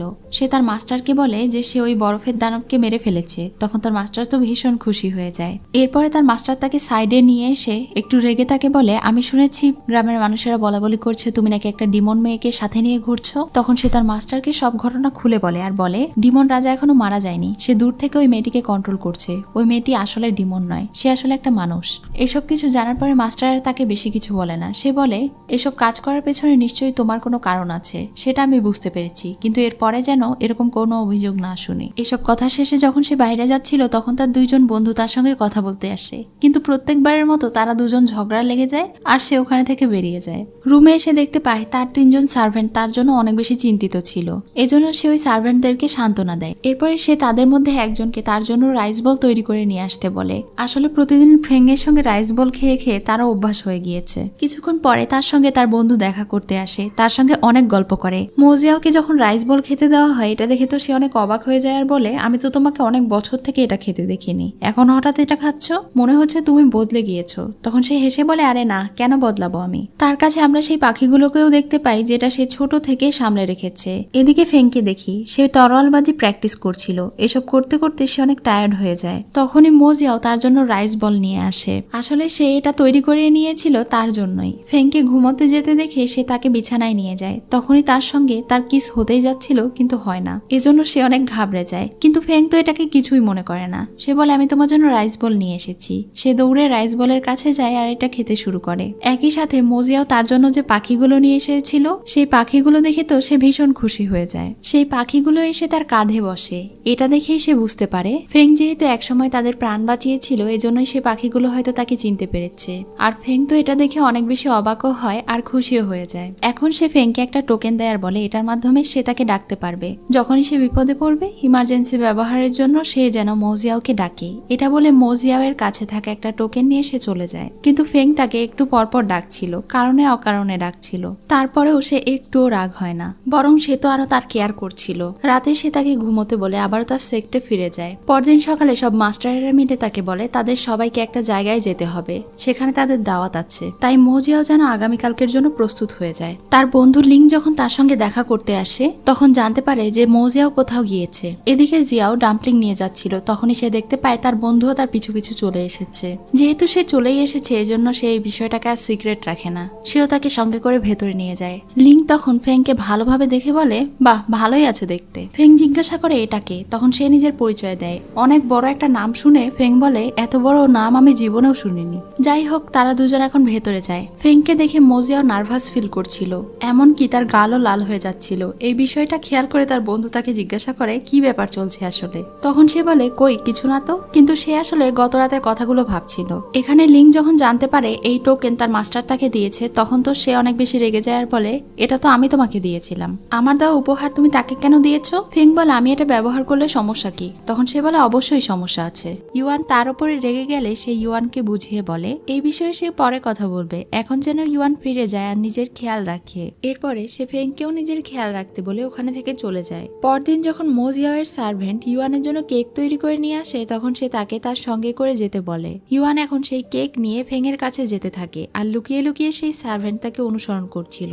ইউয়ান ফেংয়ের জন্য সেই কেক আর অনেক গল্পের বই নিয়ে গিয়েছিল। সে তাকে বলে, আমি জানতাম তুমি এখানে একা বোরিং হচ্ছ, এজন্য তোমার জন্য আমি বই নিয়ে এসেছি। তোমার যদি আর কোনো কিছুর প্রয়োজন হয় তাহলে আমাকে বলতে পারো। ফেং তখন তাকে বলে, বইগুলো পড়তে বেশ ভালোই লাগছে, এগুলো পড়া প্রায় শেষ, তোমার কাছে কি আর কোনো বই আছে? ইউয়ান তখন তাকে বলে, হ্যাঁ আমার কাছে পুরো লাইব্রেরি আছে, তুমি চাইলে আমার সঙ্গে যেতে পারো। কিন্তু ফেং তার সঙ্গে যেতে চায় না, কারণ মোজিয়াও তাকে বাইরে যেতে বারণ করেছে। এটা শুনে ইউয়ান অবাক হয়ে বলে, বাহ তুমি তো বেশ লয়াল। আচ্ছা আমাকে সত্যি করে একটা কথা বলো তো, তুমি কি মোজিয়াওকে পছন্দ করো? ফেং তখন অবাক হয়ে বলে, পছন্দ করা আবার কি? ইউয়ান তখন তাকে বুঝিয়ে বলে যে এমন একটা মানুষ যার সঙ্গে থাকতে তোমার অনেক ভালো লাগে, সে কাছে থাকলে মনে হয় তুমি সেফ, দুনিয়ার সবকিছু বাদ দিয়ে তুমি শুধু তার সঙ্গেই থাকতে চাও আর সারা জীবন কাটাতে চাও। এটা শুনে ফেং খুশি হয়ে বলে, তাহলে হ্যাঁ আমি মোজিয়াওকে পছন্দ করি। এইসব কিছু বাইরে থেকে জিসু নামের সেই সার্ভেন্টটা শুনে ফেলে, তার মন খারাপ হয়ে যায়। ইউয়ানও এটা শুনে বলতে থাকে, মোজিয়াও এবার মেয়ের পাল্লায় পড়েছে। কিছুক্ষণ পরে ফেং যখন মোজিয়াওয়ের শেখানো তরলবাজি শিখছিল,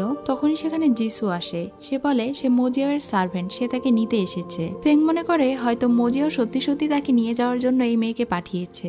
জিসু তার সঙ্গে কথা বলে বুঝতে পারে যে এই মেয়েটি হলো আসলে সেই বরফ দানব, আর এই মেয়েটিকে যদি মোজিয়াও নিজের কাছে রাখে তাহলে তাকে শাস্তি পেতে হবে, সে একসময় বিপদে পড়বে। এজন্য ফেং নামের এই মেয়েটিকে সে সরিয়ে ফেলতে চায়। সে তাকে এটা ওটা বুঝিয়ে নিজের সঙ্গে করে নিয়ে চলে যায়। এদিকে মোজিয়াও সেই বরফের পাহাড়ে গিয়েছিল ফেং এর সঙ্গে জিউ নামের যে শিয়ালটা বাস করত তাকে নিয়ে যাওয়ার জন্য, যেন ফেং খুশি হয়ে যায়, কিন্তু সে তাকে ওখানে কোথাও খুঁজে পায় না। অন্যদিকে জিসু ফেংকে সঙ্গে করে নিয়ে সব মাস্টারদের কাছে চলে যায়। সে মাস্টারদেরকে ফেংয়ের আসল পরিচয় জানিয়ে দেয়। সবকিছু শুনে তাদের মধ্যে থাকা একটা মাস্টার ফেংয়ের পাওয়ার চেক করে দেখে, কিন্তু তার মাঝে কোনো অ্যাবনর্মাল কিছু দেখতে পায় না। এই জন্য তারা তাকে ছেড়ে দেওয়ার সিদ্ধান্ত নেয়। তখনই সেখানে একজন এসে জানায় এই মেয়েটাই হলো বরফ দানব, যে কিনা গ্রামে হামলা করেছিল, কিন্তু মোজিও তাকে সঙ্গে করে নিয়ে চলে গিয়েছে, এমনকি তাকে প্রোটেক্ট করেছে। এসব কিছু শুনে তো মাস্টার বুঝতে পারছিল না আসলে কি সমস্যা হয়েছে। এজন্য তারা এই মেয়েটির কোনো ক্ষতি করে না, কিন্তু মেয়েটিকে এখন বন্দি করে রাখতে চায়। মোজিয়াও এলে সবকিছু জানতে চায়, কিন্তু তাদের এমন আচরণে এবং বিনা দোষে তাকে আটকানোর কারণে ফেং অনেক বেশি রেগে যায়। সে ওখানেই নিজের আসল পাওয়ার প্রকাশ করে ফেলে, যার কারণে আশেপাশে থাকা সবকিছু বরফ হতে শুরু করে। ঠিক সেই সময় মোজিয়াও সেখানে চলে আসে আর তাকে কন্ট্রোলে নিয়ে আসে। মাস্টার তখন মোজিয়াওকে জিজ্ঞাসা করে এই সবকিছু আমাদেরকে খুলে বলো। মোজিয়াও এখন মাস্টারকে বলতে থাকে ফেং হলো একটা অনাথ মেয়ে। যখন আমি গ্রামে গিয়েছিলাম এবং বরফ দানবের সঙ্গে লড়াই করেছি, তখন জানতে পেরেছি সে আসলে কোনো দানব নয়, সে ছিল একটা অনাথ মেয়ে যাকে কিনা একটা গুহায় বন্দি করে রাখা ছিল। আর আপনি আমাদেরকে শিখিয়েছেন কিভাবে একজন অসহায় মানুষকে বাঁচাতে হয়, এজন্যই তাকে আমি আমার সঙ্গে করে নিয়ে এসেছি, যেন তাকে এই অসুস্থতা থেকে আমি মুক্তি দিতে পারি। আর আপনারা তো তার এই পাওয়ারটা দেখেছেনই, তার এই পাওয়ারের জন্য আরো সাধারণ মানুষের যেন কোনো ক্ষতি না হয়ে যায়, এজন্যই মূলত তাকে আমি সবার থেকে লুকিয়ে রেখেছিলাম। তার কাছে থেকে এই সবকিছু শুনে মাস্টাররা এবার বুঝতে পারে। ইউয়ানও যখন বিষয়টি কনফার্ম করে, তখন মাস্টাররা তাকে এটা করার অনুমতি দিয়ে দেয়। প্রাসাদে ফিরে যাওয়ার পরে জিসু তার মাস্টারের কাছে ক্ষমা চায় আর তাকে বলে সে যেন ওই ফেং নামের মেয়েটির সঙ্গে বেশি চলাফেরা না করে, কারণ তার ভয় হচ্ছে ফিউচারে এই মেয়েটি তাকে বিপদে ফেলবে। এটা শুনে মোজিও তাকে জিজ্ঞাসা করে কিভাবে। জিসু তখন বলে মেয়েটি বারবার বলছে তার নাকি আপনার জন্য ফিলিংস আছে, আর আপনি এখন যেই পজিশনে আছেন এই পজিশনে কারো প্রতি আপনার ফিলিংস জন্মানো একদমই ঠিক না। ওই মেয়েটা তো আসলে একটা দানব, তাই আপনি যদি তার সঙ্গে এভাবেই চলাফেরা করতে থাকেন সে আপনার জন্য ক্ষতিকর হতে পারে। এসব কিছু শুনে মোজিয়াও চিন্তায় পড়ে যায়। তখনই সেখানে একজন সার্ভেন্ট এসে জানায় মাস্টার তাকে সোর্ড প্যাভিলিয়নে ডেকেছে। এটা শুনে মোজিয়াও তার মাস্টারের সঙ্গে গিয়ে দেখা করে। মাস্টার তার উপরে একটু রেগেছিলেন। তিনি তাকে প্রাইভেট ভাবে জিজ্ঞাসা করেন এতদিন থেকে তারা এই মেয়েটিকে লুকিয়ে রেখেছে তাকে কেন জানানো হয়নি। মোজিয়াও প্রথমে তার মাস্টারের মাস্টারের কাছে ক্ষমা চায়। এরপরে সে বলে, আমি আসলে এটা জানাইনি, কারণ এটা আপনাদেরকে জানালে হয়তো আপনারা রাজি হতেন না। মাস্টার এবার তাকে কঠোরভাবে জিজ্ঞাসা করে ওই মেয়েটির প্রতি তার কোনো ফিলিংস আছে কিনা। সে জানায় ওই মেয়েটির প্রতি তার কোনো ফিলিংস নেই, সে শুধু তাকে হেল্প করছে। তারপরেও মাস্টারের সন্দেহ যায় না। তিনি তাকে বলেন শাস্তি হিসেবে সে যেন এখানে বসে তার ফিলিংস দূর করার 100 বার ধ্যান করে। এরপরে তিনি সেখান থেকে চলে গেলে সে ওখানে বসে বসে মন্ত্র পড়তে শুরু করে। অন্যদিকে জিসু আর আগুনের পাওয়ারওয়ালা মহিলা মাস্টার দুইজন একসঙ্গে ফেংকে ঠিক করার জন্য নিজেদের পাওয়ার দিতে শুরু করে, কিন্তু এতে করে ফেং আরো বেশি কষ্ট পেতে শুরু করে। তখনই সেখানে মো জিয়াও চলে আসে। আপনার কি বাজেট কম? চিন্তা নেই, ওর চয়েস আছে আপনার জন্য। চায়না থেকে আসা অরিজিনাল জুয়েলারি পকেট ফ্রেন্ডলি প্রাইসে। এছাড়াও রয়েছে স্টুডেন্ট বাজেটে কম্বো অফার, চাইলে প্রিমিয়াম অফারগুলোও নিতে পারবেন।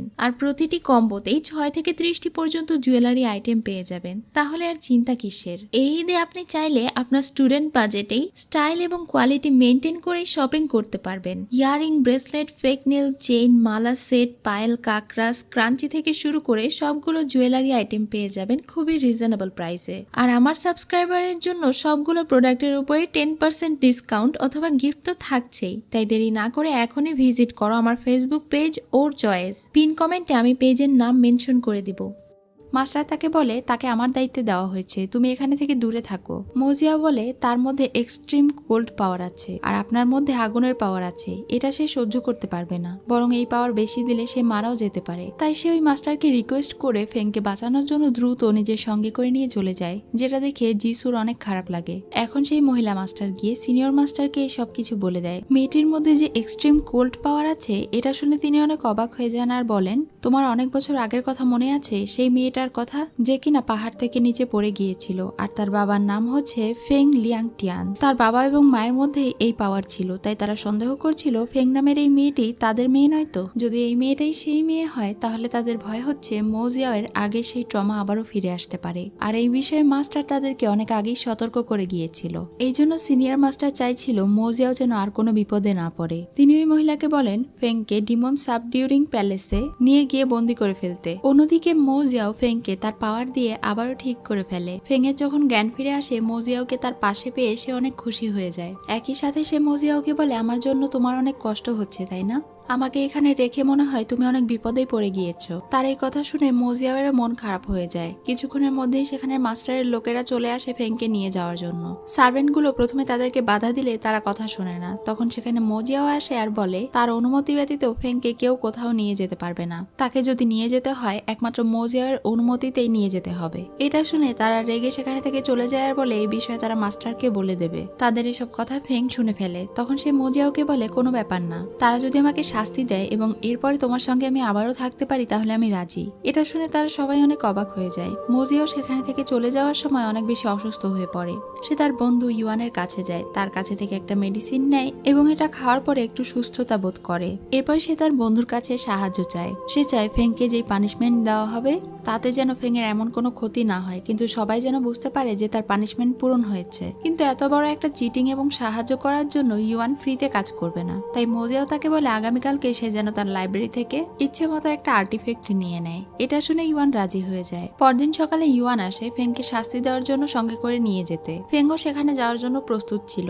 মোজিয়াও তাকে বিদায় দেয় আর যাওয়ার আগে তার হাত ধরে তার হাতে কিছু একটা সেট করে দেয়। এরপর সেও তাকে সোর্ড প্যাভিলিয়নে যাওয়ার জন্য বিদায় জানিয়ে দেয়। ফেংকে যখন সোর্ড প্যাভিলিয়নে নিয়ে যাওয়া হয়েছিল তখন সেখানে সবাই উপস্থিত ছিল, শুধুমাত্র মোজিয়াও বাদে। তাকে বলা হয়েছিল তাকে সোর্ড প্যালেসে নিয়ে যাওয়া হবে, কিন্তু আসলে মাস্টার তাকে ডিমন সাবডিউরিং প্যালেসে নিয়ে যেতে চায়। এটা শুনে ইউয়ান দৌড়ে মোজিয়াওয়ের কাছে গিয়ে এই বিষয়টা জানিয়ে দেয়। তখন সেও তার সঙ্গে যেতে থাকে। এদিকে মাস্টার ফেংকে ডিমন সাবডিউরিং প্যালেসের ভেতরে যেতে বলে, কারণ এর ভেতরে গেলে তার আসল সত্তা বেরিয়ে আসবে। মাস্টার এখন তাকে জিজ্ঞাসা করতে থাকে তার নাম কি ফেং লিংজিউ, আর 10 বছর আগে যেই মেয়েটি পাহাড় থেকে পড়ে গিয়েছিল সেই কি ওই মেয়ে? ফেং অনেক বেশি মনে করার চেষ্টা করে, কিন্তু কিছুতেই তার মনে পড়ছিল না যে সে আসলে কে।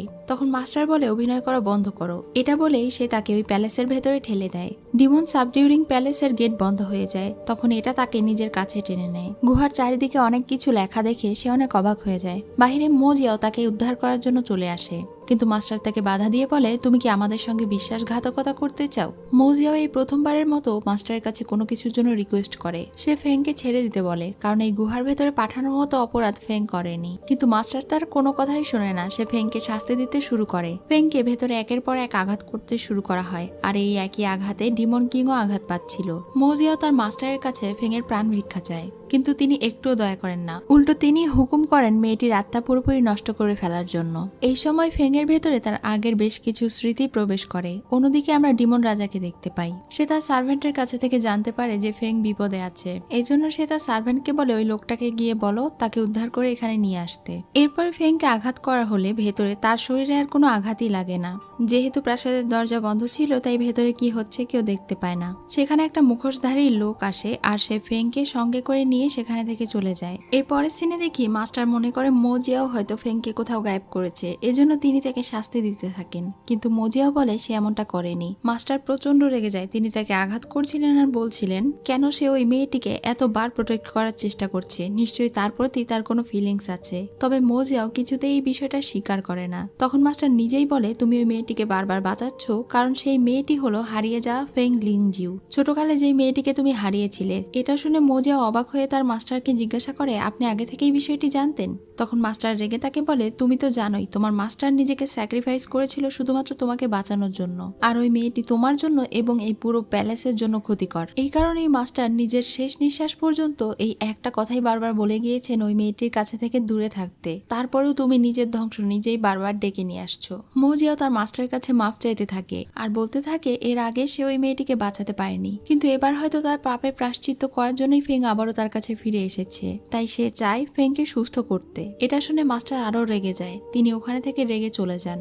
এদিকে ডিমন কিংকে দেখি সে তার সার্ভেন্টের মাধ্যমে খোঁজ নেয় সেই হারিয়ে যাওয়া শিয়ালটাকে পাওয়া গিয়েছে কিনা। তখনই সেখানে জিউ নামের সেই শিয়ালটা চলে আসে, যে এখন মানুষের রূপ ধারণ করেছিল, আর সে ফেংয়ের সঙ্গে এতদিন গুহায় বেঁচে ছিল। তাকে দেখে ডিমন কিং বেশ খুশি হয়ে যায়। সে ডিমন কিং এর আনুগত্য ছিল, কারণ ডিমন কিংই তাকে বাঁচিয়েছিল। ডিমন কিং এখন তাকে বলে, তোমাকে আমার জন্য একটা কাজ করতে হবে। সে তাকে একটা আয়নার সামনে নিয়ে যায়, যার ভেতরে একটা আত্মা ছিল, সেটা চিৎকার করছিল। এখন সে ওই আত্মাটা ওই মেয়ের শরীরে প্রবেশ করিয়ে দেয় আর তাকে বলে, এখন থেকে তোমার শরীর এই মেয়েটির জন্যই কাজ করবে। এরপরে সে ওই মেয়ের মুখে মাস্ক পরিয়ে দেয়। মেয়েটি তখন একটা জায়গায় গিয়ে এক ধরনের জাদু করে, যার কারণে মাউন্টেনের সবাই নতুন একটা ডিমনের আভাস পাচ্ছিল। তাই সিনিয়র মাস্টার গিয়ে মৌজিয়াওয়ের সঙ্গে দেখা করে। তিনি তাকে বলেন তারা যেটা আশঙ্কা করেছিল সেটাই হয়েছে। ফেংলিং জিউ আইস লেকের কাছে একটা বার্তা দিয়েছে যে সে নাকি আইস লেকের গেট খুলে দেবে, আর সেখানে থাকা মূল্যবান ট্রেজার সবার জন্য উন্মুক্ত করে দেবে। মাস্টার এখন মৌজিয়াওকে তার আগের মাস্টারের কথা মনে করিয়ে দেয়। তিনি তাদেরকে এজন্যই সাবধান করেছিলেন, কারণ ফেংলিং জিউ আসলে ডিমনিক পাওয়ার মাস্টার করে ফেলেছিল। এমনকি তার মধ্যে মিলেনিয়াম ডিগ্রির ডিমনিক পাওয়ার আছে। যদি এসব কিছু সত্যি হয়ে থাকে, তার মানে আইস ডিমন যেহেতু হারিয়ে গিয়েছে আর ফিনিক্স ডিমন নিজের আত্মপ্রকাশ করেছে, তার মানে নিশ্চয়ই ফেংকে কেউ কন্ট্রোল করে রেখেছে। মনে হয় এবার আমাদের ব্লেড মাস্টারের কথাই সত্যি হবে। আমাদের জন্য সামনে ধ্বংস অপেক্ষা করছে। এটা শুনে মোজিয়াও তার মাস্টারের কাছে থেকে অনুমতি চায়। ফেংকে কেউ কন্ট্রোল করছে কিনা, অথবা সে নিজে এটা করছে কিনা, এই সবকিছু সে গভীর থেকে খতিয়ে দেখবে আর এটা সমাধান করার চেষ্টা করবে। এটা শুনে তার মাস্টার তাকে বলে, ফেং যেহেতু তার দুর্বলতা, তাই সে যেন এই বিষয়ে দুর্বল না হয়ে পড়ে। কারণ মনে রাখতে হবে, সে যদি একবার নিজের কন্ট্রোল হারিয়ে ফেলে তাহলে অবশ্যই সবকিছু ধ্বংস হয়ে যাবে। সে তার মাস্টারকে প্রমিস করে, আর এরপরে সে ওই প্যালেসে চলে যায়। সে দেখতে পায় ফেং ওখানে এখনো আছে। সে ফেংকে নিজের কাছে নিয়ে বাড়িতে চলে যায়। সে এখন ফেংকে এখানে থাকতে বলে, আর জিসুকে বলে তার খেয়াল রাখতে, তার কাজ আছে। এটা বলে সে ওখানে থেকে চলে যায়। জিসু তার সঙ্গে খুব একটা ভালোভাবে কথা বলছিল না, সে তাকে ইগনোর করার চেষ্টা করছিল। তখন ফেং তাকে বলে, আমি বুঝতে পেরেছি তুমি আসলে মোজিয়াওকে পছন্দ করো, তাই না? এটা শুনে জিসু অনেক ঘাবড়ে যায় আর তাকে বলে, তোমাকে কে এসব কিছু বলেছে? তাকে রেগে যেতে দেখে ফেং বলে, তুমি নিজের চেহারা একবার দেখো আয়নায়, যে কেউ বুঝতে পারবে যে তুমি আসলে আমাকে হিংসে করো। আমি ওই বইতে যেমনটা পড়েছিলাম ঠিক তেমন দেখাচ্ছে তোমাকে। আসলে মোজিয়াও এই সব কিছুই জানে। সে বুঝতে পারে তুমি তাকে পছন্দ করো, কিন্তু সে আসলে এই বিষয়টা আমাদেরকে বুঝতে দেয় না। তাই ভালো হবে তুমি যদি নিজের মনের কথা তাকে কখনো না বলো। এটা শুনে জিসু রেগে যায় আর তাকে বলে, কি সব ভুলভাল বলছো? ফেং তারপরেও থামে না। সে তাকে বলে, মোজিয়াও আসলে আমাকে পছন্দ করে। তুমি যদি নিজের ফিলিংস বলো তাহলে তোমাকে সে রিজেক্ট করে দেবে। এটা বলেই সে রেস্ট করার জন্য শুয়ে পড়ে। আর জিসু বলে, তোমার একদম লজ্জা নেই। এটা বলে সে ওখানে থেকে চলে যায়। এদিকে ডিমন ক্ল্যান দেখানো হয়। ডিমন কিং তার সব লোকদেরকে সেখানে ডাকে। সে তাদেরকে আইস লেকের ব্যাপারে বলে যেখানে গেট খুলে গিয়েছে, সেখানে থেকে মূল্যবান স্কারলেট স্টোন নিয়ে আসার জন্য সে তাদেরকে দায়িত্ব দেয়। অন্যদিকে মো জিয়াও একটা বইয়ে পড়াশোনা করে ভাবছিল আইস লেকের গেট যেই মেয়েটি খুলেছে আর তার কাছে যেই মেয়ে আছে মানে ফেং, হতে পারে তারা দুজন একই মানুষ, কিন্তু ডিমন স্পেল ব্যবহার করে তাদেরকে হয়তো আলাদা করা হয়েছে, কিন্তু এই বিষয়ে সে এখনো শিওর নয়। এদিকে ডিমন কিং আর তার সার্ভেন্ট চামিয়াং এর কথা থেকে বুঝতে পারি ওই আইস লেকের গেট আসলে তারা খুলেছিল সেখানে থাকা মূল্যবান পাথর উদ্ধার করে নেওয়ার জন্য, কারণ এই পুরো পৃথিবী শাসন করার জন্য ডিমন কিং এর 3টা মূল্যবান পাথর প্রয়োজন। তার মধ্যে একটা হচ্ছে সেই স্কারলেট স্টোন, আর সে এই বিষয়ে সবাইকে জানাচ্ছে যেন সবাই কম্পিটিশন করে সব বিপদগুলো মোকাবেলা করে আর তারা সহজেই সেই স্টোন নিয়ে চলে আসতে পারে। অন্যদিকে মাউন্টেনের লোকেরাও প্রস্তুতি নিচ্ছিল সেখানে যাওয়ার জন্য। জিং তার বাবার সঙ্গে যেতে চায়, কিন্তু তার বাবা তাকে সঙ্গে নিতে চায় না। তখন সে নিজেই সেই লোকেশন জেনে নেয়। সেই সময় তার বাবার লাইব্রেরিতে সে একটা অদ্ভুত পোশাক এবং মাস্ক দেখে অবাক হয়ে যায়। জিং যখন মোজিয়াওয়ের সঙ্গে দেখা করতে যায় তখন তার সঙ্গে ফেং এর দেখা হয়। যেহেতু সে এর আগে ফেংকে কখনো দেখেনি তাই সে তাকে জিজ্ঞাসা করে তুমি কে। ফেং নিজের পরিচয় দিয়ে বলে তুমি কার সঙ্গে দেখা করতে এসেছো। যখন সে জানতে পারে মেয়েটি মোজিয়াওয়ের সঙ্গে দেখা করতে এসেছে তখন সে জিংকে বলে মোজিয়াও আসলে আমাকে পছন্দ করে, আমাকে ছাড়া অন্য কোনো মেয়েকে সে পছন্দ করবে না, তাকে এত খুঁজে লাভ নেই। এমন ধরনের কথা শুনে জিং একটু অবাকই হয়ে যায় আর ভেতরে চলে যায় মোজিয়াওকে খোঁজার জন্য। মানে ফেং এখন সব মেয়েদেরকে বলে বেড়াচ্ছিল যে সে মোজিয়াওকে পছন্দ করে। জিং এখানে মোজিয়াওকে বলে তাকে সঙ্গে করে নিয়ে আইস লেকে যেতে। তখনই আবার ফেং তাকে বলে আমাকে নিয়ে বাহিরে ঘুরতে যাবে। সে বুঝতে পারছিল না কাকে নিয়ে কোথায় যাবে। তখনই একজন এসে বলে মাস্টার তাকে ডেকেছে, এজন্য এখন সে তাদের দুজনকে ইগনোর করে মাস্টারের সঙ্গে দেখা করতে যায়। কিছুক্ষণ পরে মোজিয়াও ফিরে আসলে তার বন্ধু ইউয়ান গিয়ে তাকে জিজ্ঞাসা করে সে এত চিন্তিত কেন। মোজিয়াও তখন তাকে বলে তাকে এক্ষুনি আইস লেকে যেতে হবে, মাস্টার তাকে হুকুম করেছে। সেও তার সঙ্গে যেতে চাইলে সে তাকে নিতে চায় না, বরং সে তার বন্ধুকে বলে তোমাকে আমি দুইজনের দায়িত্ব দিয়ে যাচ্ছি, এখানে থেকে তুমি জিং আর ফেং এর খেয়াল রাখবে। তার এই কথা শুনে তো ইউয়ান একদমই রাজি হতে চাইছিল না। তখনই সেখানে জিং চলে আসে আর তাকে বলে তোমার সাথে তো আমার কথা হয়েছিল যে আমি তোমার সঙ্গে আইস লেকে যাব, আর এখন তুমি আমার সঙ্গে বিশ্বাসঘাতকতা করতে চাইছো। এটা বলে তারা দুইজন আবারও ঝগড়া করতে করতে বেরিয়ে যায়। এসব কিছু শোনার পরে ফেং মোজিয়াওকে বলে আমি কি আসলেই তোমার কাছে বোঝা? সব কাজে তুমি শুধু আমাকে রেখে যেতে চাও কেন? মনে হয় তুমি আমাকে একটুও পছন্দ করো না, নিজের বোঝা মনে করো। মোজিয়াও বলে আসলে এমনটা নয়, তোমাকে আমি সেফ ভাবে এখানে রেখে যেতে চাইছি। কিন্তু তারপরেও ফেং রাগ করে সেখানে থেকে চলে যায়। রুমে গিয়ে সে আবার উকি মেরে দেখছিল মোজিয়াও তার পিছন পেছন আসছে কিনা। যখন সে দেখতে পায় মোজিয়াও আসেনি তখন সে বলে কিন্তু আমি তো বইয়ে পড়েছিলাম মেয়ে যখন রেগে যায় তখন ছেলেটি নাকি পিছু পিছু তার রাগ ভাঙাতে আসে, কিন্তু এমনটা কেন হলো না? এটা নিয়ে সে ভাবতে শুরু করে।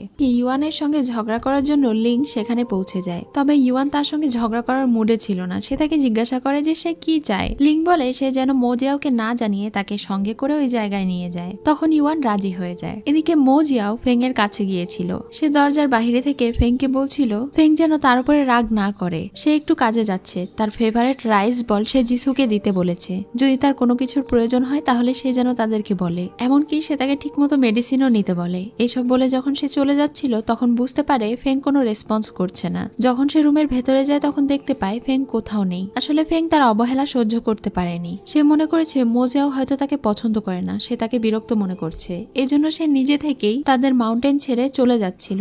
যাওয়ার পথে সে পায়ে আঘাত পায় আর সেখানেই বসে পড়ে। অন্যদিকে মোজিয়াও তাকে পুরো মাউন্টেনে তন্ন তন্ন করে খোঁজে, কিন্তু সে তাকে কোথাও খুঁজে পাচ্ছিল না। সন্ধ্যা হয়ে গিয়েছিল। তখনই ফেং এর কাছে থাকা সেই টোকেনের মাধ্যমে সে মোজিয়াওকে বলে আমি চলে যাচ্ছি, তুমি ভালো থেকো। এরপর থেকে তোমাকে আমি আর একটুও জ্বালাতন করব না। তবে তোমাকে অনেক ধন্যবাদ আমাকে বাঁচানোর জন্য, আমাকে এত ভালোভাবে রাখার জন্য, এত প্রায়োরিটি দেওয়ার জন্য।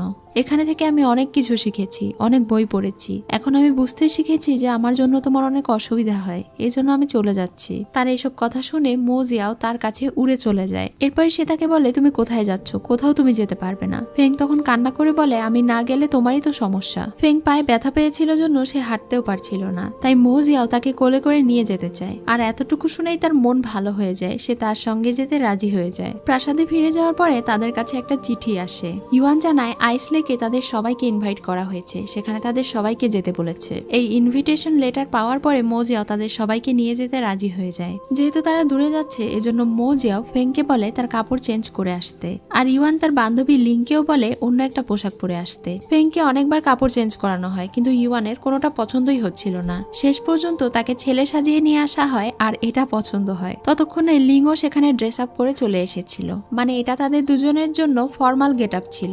এরপরে তারা সবাই মিলে একসঙ্গে আইস লেকের উদ্দেশ্যে জাহাজে করে রওনা দেয়। জীবনে প্রথমবার জাহাজে উঠে তো ফেং ভীষণ খুশি ছিল। এখন তারা সবাই মিলে ঠিক করছিল কে কোন রুমে থাকবে। লিং এখানে বলছিল তার জন্য একটা আর ফেং এর জন্য একটা আলাদা রুম দিতে। মো জিয়াও আর ইউয়ান যেন একসঙ্গে থাকে। এটা শুনে তো ইউয়ান অনেক বেশি রেগে যায় আর বলে, আমরা দুইজন কেন এক রুমে থাকবো, তোমরা দুইজন এক রুমে থাকো। তাদেরকে ঝগড়া করতে দেখে ফেং বলে, কোনো ব্যাপার না, এত ঝগড়া করো না, আমি না হয় মো জিয়াওয়ের সঙ্গে থাকবো। তার এই কথা শুনে তারা সবাই একদম শকড হয়ে যায়। অবশ্য এতদিনে তারা সবাই বুঝে ফেলেছে যে সে একটা গাধা। শেষ পর্যন্ত তারা দুইজন এক রুমে থাকতে রাজি হয়ে যায়। আর এখানে খুনসুটি করতে করতে তাদের দুজনের মধ্যে একটু বন্ধুত্বও হয়ে যায়। মো জিয়াও তার সার্ভেন্টের মাধ্যমে একটা অস্ত্র আনিয়েছিল। সে এটা নিজের জন্য নয় বরং ফেং এর জন্য আনিয়েছিল। আর এটা সেই অস্ত্র ছিল যেটা ফেং ছোটবেলায় ব্যবহার করত, কিন্তু এটা দেখে ফেং একদমই চিনতে পারে না। রাতে যখন তাদের জাহাজ প্রায় আইস লেকের কাছাকাছি চলে এসেছিল, দূর থেকে সেই মুখোশধারী মেয়েটা তাদেরকে দেখছিল। মো জিয়াওয়ের মনে হয় কেউ তাদেরকে দেখছে, কিন্তু আশেপাশে সে কাউকেই দেখতে পায় না। সে উকি দিয়ে ফেং এর ঘরে সেই অস্ত্রের দিকে তাকায় আর ফেং এর দিকে তাকায়। আগের কথা মনে করে সে এখন ভাবতে থাকে, ফেং নামের এই মেয়েটি কি আসলেই সেই মেয়ে যার সঙ্গে তার ছোটবেলায় দেখা হয়েছিল। পরদিন সকালে ইউয়ান লিং এর জন্য একটা গিফট নিয়ে যায়। লিং দেখতে পায় সেটা একটা বিশাল বড় পোকা। সে তো ভয়ে ওখানে থেকে দৌড়ে পালায়। তখন জিমু নামের সার্ভেন্ট এসে তাকে বলে, মেয়েদেরকে এরকম পোকা গিফট করতে হয় না, তাদেরকে ফুল, বিড়াল এরকম কিউট কিউট জিনিস উপহার দিতে হয়। মো জিয়াও এসে যখন এসব কিছু জানতে পারে তখন সেও বলে যে সে ঠিকই বলেছে। সেই দিন জাহাজ থেকে তারা তিনজন দেখতে পায় দূরে কয়েকজন লোকেরা ফিনিক্স ফেদার নিয়ে লড়াই করছে। তখন সেখানে মো জিয়াও যায় আর ফিনিক্স ফেদার ডিক্রি ছিনিয়ে নেয়। সে তাদেরকে রিকোয়েস্ট করে বলে এটা সে নিজের কাছে রাখবে আর এটার আসল মালিককে খুঁজে দেবে। যেহেতু তারা তার ব্যাপারে জানতো, এই জন্য বেশি কিছু না বলে সেখানে থেকে চলে যায়। জাহাজে ফিরে যাওয়ার পরে সে এটা ফেংকে গিফট করে দেয়। সে এটা জানতে চাইছিল যে ফেং কি আসল লিংজিউ কি না। সেই দিন রাতে তাদের জাহাজে হামলা করা হয়, কিন্তু জাহাজে তারা কাউকেই খুঁজে পায় না, কারণ মো জিয়াও এটা আগেই বুঝতে পেরেছিল আর নৌকা নিয়ে রওনা দিয়েছিল। যখন তারা সবাই শহরে পৌঁছে যায় তখন ফেং এর কেন যেন এই শহর চেনা চেনা লাগছিল। সে বলছিল, আমরা কি এর আগেও এখানে এসেছি। এমনকি সেখানে থাকা হেভেনলি মেনশন নামে একটা মেনশন দেখেও সে থমকে যায়। তার এইসব কাণ্ড দেখে মো জিয়াও একটু অবাক হয় আর তাকে বারবার জিজ্ঞাসা করতে থাকে, তোমার কি মনে পড়েছে? কিন্তু ফেং এর কিছুই মনে পড়ে না। এজন্য সে নিজেও অনেক কনফিউজ ছিল। এখন তারা সবাই মিলে একটা হোটেলে চলে যায় আর সেখানে থাকা সবগুলো রুম বুক করে নেয়। মো জিয়াও বারবার সেই ফিনিক্স ফেদারের দিকে তাকাচ্ছিল, যেন এটা অনেক গুরুত্বপূর্ণ আর সে কার জন্য অপেক্ষা করছে। সেই দিন রাতে সব মেয়েরা শহরের মার্কেটে ঘুরে বেড়াচ্ছিল। ফেংও সেখানে সুন্দর সুন্দর জিনিসগুলো দেখে অনেক বেশি আকৃষ্ট হয়। এখন হেভেনলি প্যালেস নামক সেই প্যালেস দেখানো হয়। সেখানে থাকা মন্ত্রী অনেক বছর থেকে তাদের রানীর অপেক্ষায় ছিল। তখনই সেখানে লিং জিয়াও চলে আসে। তাকে দেখে তারা সবাই অনেক বেশি খুশি হয়ে যায়, কারণ অনেক বছর থেকে তারা তার অপেক্ষায় ছিল।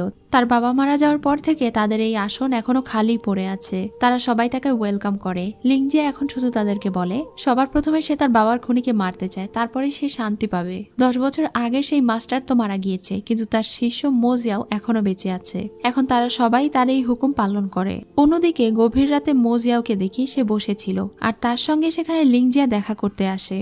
মো জিয়াও তাকে দেখে বলে, তাহলে শেষ পর্যন্ত তুমি এলে, তোমার জন্য অনেক অপেক্ষা করেছি আমি। তখন সে ওই ছোটবেলার ফেং লিং জিউয়ের মতো কথা বলতে থাকে। এটা শুনে মো জিয়াও তাকে জিজ্ঞাসা করে সে কি আসল নাকি নকল। লিং জিয়া এবার তাকে আঘাত করলে সে বুঝে যায় যে এই মেয়েটা হয়তো আসল। সে তাকে বোঝানোর চেষ্টা করে সে তার বাবার খুনি নয়, বরং সেদিন একটা অ্যাক্সিডেন্ট ঘটেছিল। তারপরেও লিং জিয়া তার কোনো কথাই শোনে না। তারা দুজন লড়াই করতে থাকে।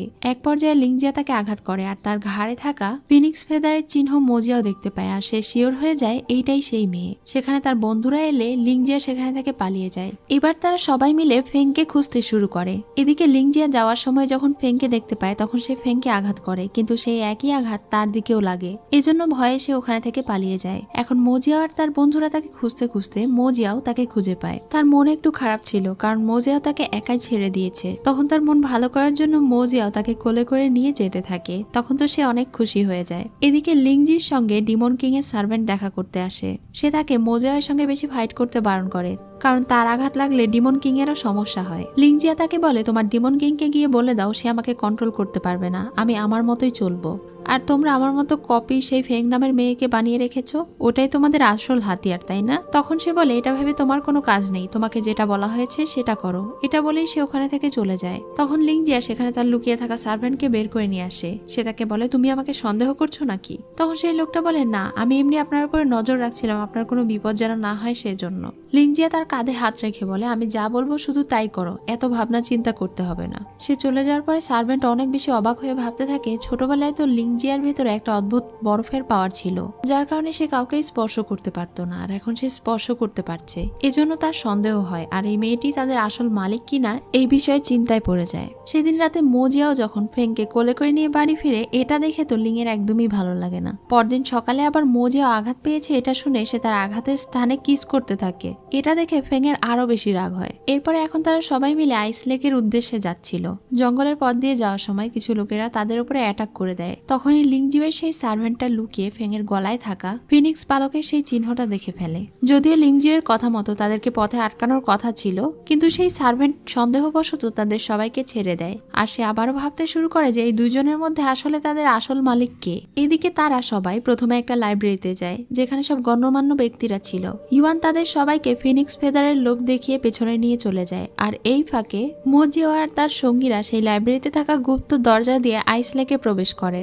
সেই মানুষগুলো যখন জানতে পারে ইউয়ান তাদের সঙ্গে মজা করছিল, তখন তারা আইস লেকের দিকে দৌড়ে যেতে থাকে। তাদের সঙ্গে লিংও যায়, কিন্তু সে ফেংকে সঙ্গে নেয় না। সবাই চলে যাওয়ার পরে ফেং এর সঙ্গে সেই লোকটা দেখা করতে আসে। অন্যদিকে মোজিও তার কাছে থাকা সেই ফিনিক্স ফেদার দিয়ে আইস লেকের সেই ট্রেজারের গেট বন্ধ করে দেয়, যে কারণে সেখানে থাকা সবাই অনেক বেশি রেগে যায়, কারণ তারা এখন সেই আইস লেকের ভেতরে থাকা মূল্যবান সম্পদ উদ্ধার করতে পারবে না। মোজিও তাদেরকে বুঝিয়ে বলে এই আইস লেকের গেট দিয়ে ফিনিক্স ফেদারের সাহায্যে শুধুমাত্র একটা মানুষই ভেতরে প্রবেশ করতে পারবে, আর তাদের এই সব মানুষের লোভের কারণে হতে পারে এটা সব মানুষের ক্ষতির কারণ হয়ে যেতে পারে। এসব কিছু বলে সে ওখানে থেকে বেরিয়ে চলে আসে। প্রাসাদে ফিরে আসার পরে মোজিয়াও লিংকে জিজ্ঞাসা করে ফেং কোথায়। লিং তখন বলতে পারে না যে ফেং কোথায় আছে। তখন সে রেগে তাকে বলে তোমাকে একটা কাজ দেওয়া হয়েছিল, সেটাও ঠিক মতো করতে পারো না। তার বকা খেয়ে লিং এর অনেক খারাপ লাগে আর সে কাঁদতে কাঁদতে ওখানে থেকে চলে যায়। মোজিয়াও এখন তার অনেক পাওয়ার ব্যবহার করার কারণে বেশ অসুস্থ ছিল, এই জন্য তার বন্ধুরা তাকে রেস্ট করতে বলে আর ফেংকে খুঁজে নিয়ে আসার দায়িত্ব তারা নিয়ে সেখানে থেকে চলে যায়। মোজিয়াওয়ের খারাপ ব্যবহারের কারণে লিং সেখানে বসে বসে কান্না করছিল।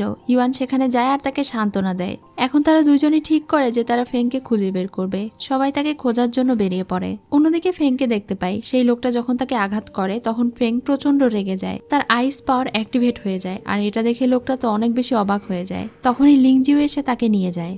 লিংজিও আবারও তাকে সাবধান করে বলে সে যেন তাকে সন্দেহ না করে। লোকটা তখন তাকে বলে কিন্তু আপনাদের দুজনের কাঁধে একই রকম মার্ক কিভাবে আছে, আর তার মধ্যে আপনার ছোটকালের মতো ওই একই রকম আইস স্কার্স কিভাবে এলো। তখন সে তাকে বলে সে শুধুমাত্র আমার একটা ছোট্ট অংশ, তার মাধ্যমে আমি মোজিয়াওকে দ্রুত মারতে পারবো, তাই আমার উপরে সন্দেহ না করে নিজের কাজ করো। ফেং যখন জ্ঞান হারিয়ে পড়েছিল লিংজিউ তখন তাকে সঙ্গে করে নিয়ে যায় আর ইউয়ানকে একটা বার্তা পাঠায় যদি ফেংকে পেতে চায় তাহলে যেন আইস লেকের গেট খুলে দেয়। লিংজিউ এখন ফেং এর উপরে প্রচন্ড রেগে যায়, সে তাকে আঘাত করতে শুরু করে। ফেংও তখন তার সঙ্গে লড়াই করছিল।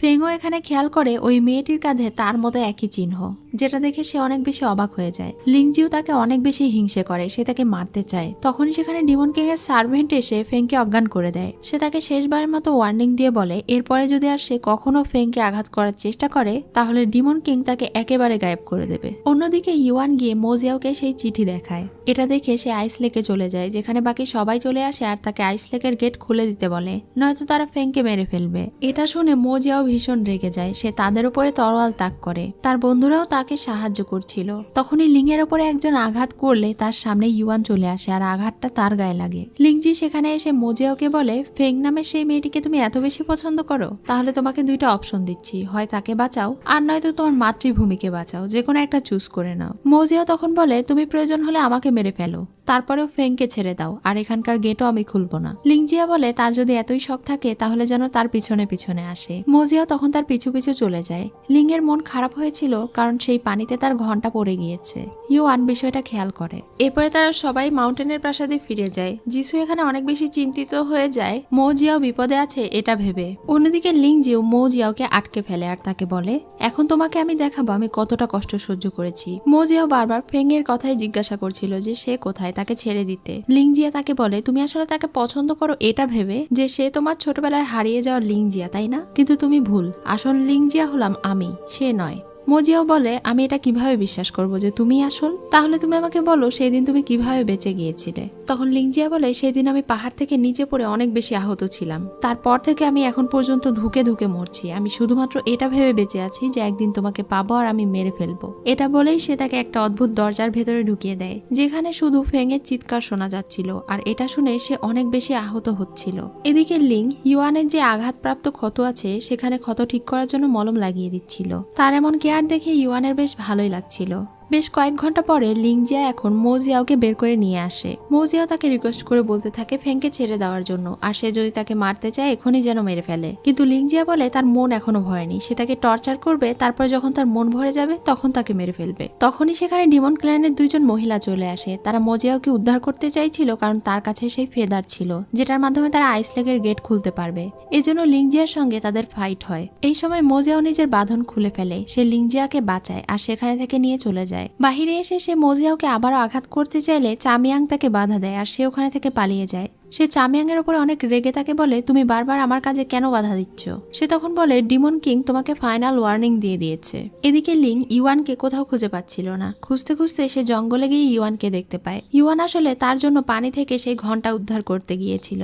যখন সে এই ঘন্টাটা তার হাতে দেখে তখন তো ভীষণ খুশি হয়ে যায় আর তার প্রতি ধীরে ধীরে লিং এর ভালো লাগা শুরু হয়। এদিকে চামিং ডিমন কিং এর কাছে লিংজিয়াকে নিয়ে আসে। তখন ডিমন কিং তাকে শাসন করে। সে বলে ফেং তোমার থেকে বেশি স্পেশাল, এটা মনে রেখো, আর আমি যেটা বারণ করেছি এরপর থেকে আর এসব কিছু করবে না। এটা বলে সে তাকে আঘাত করে আর ছেড়ে দেয়। পরদিন সকালে ডিমন কিং এর কথা মতো সে ফেংকে ছেড়ে দেয়, কিন্তু আইস লেকের গেট খুলে দেয়, যার কারণে সেখানে থাকা সব মানুষেরা লড়াই করতে শুরু করে এই আইস লেকে যাওয়ার জন্য।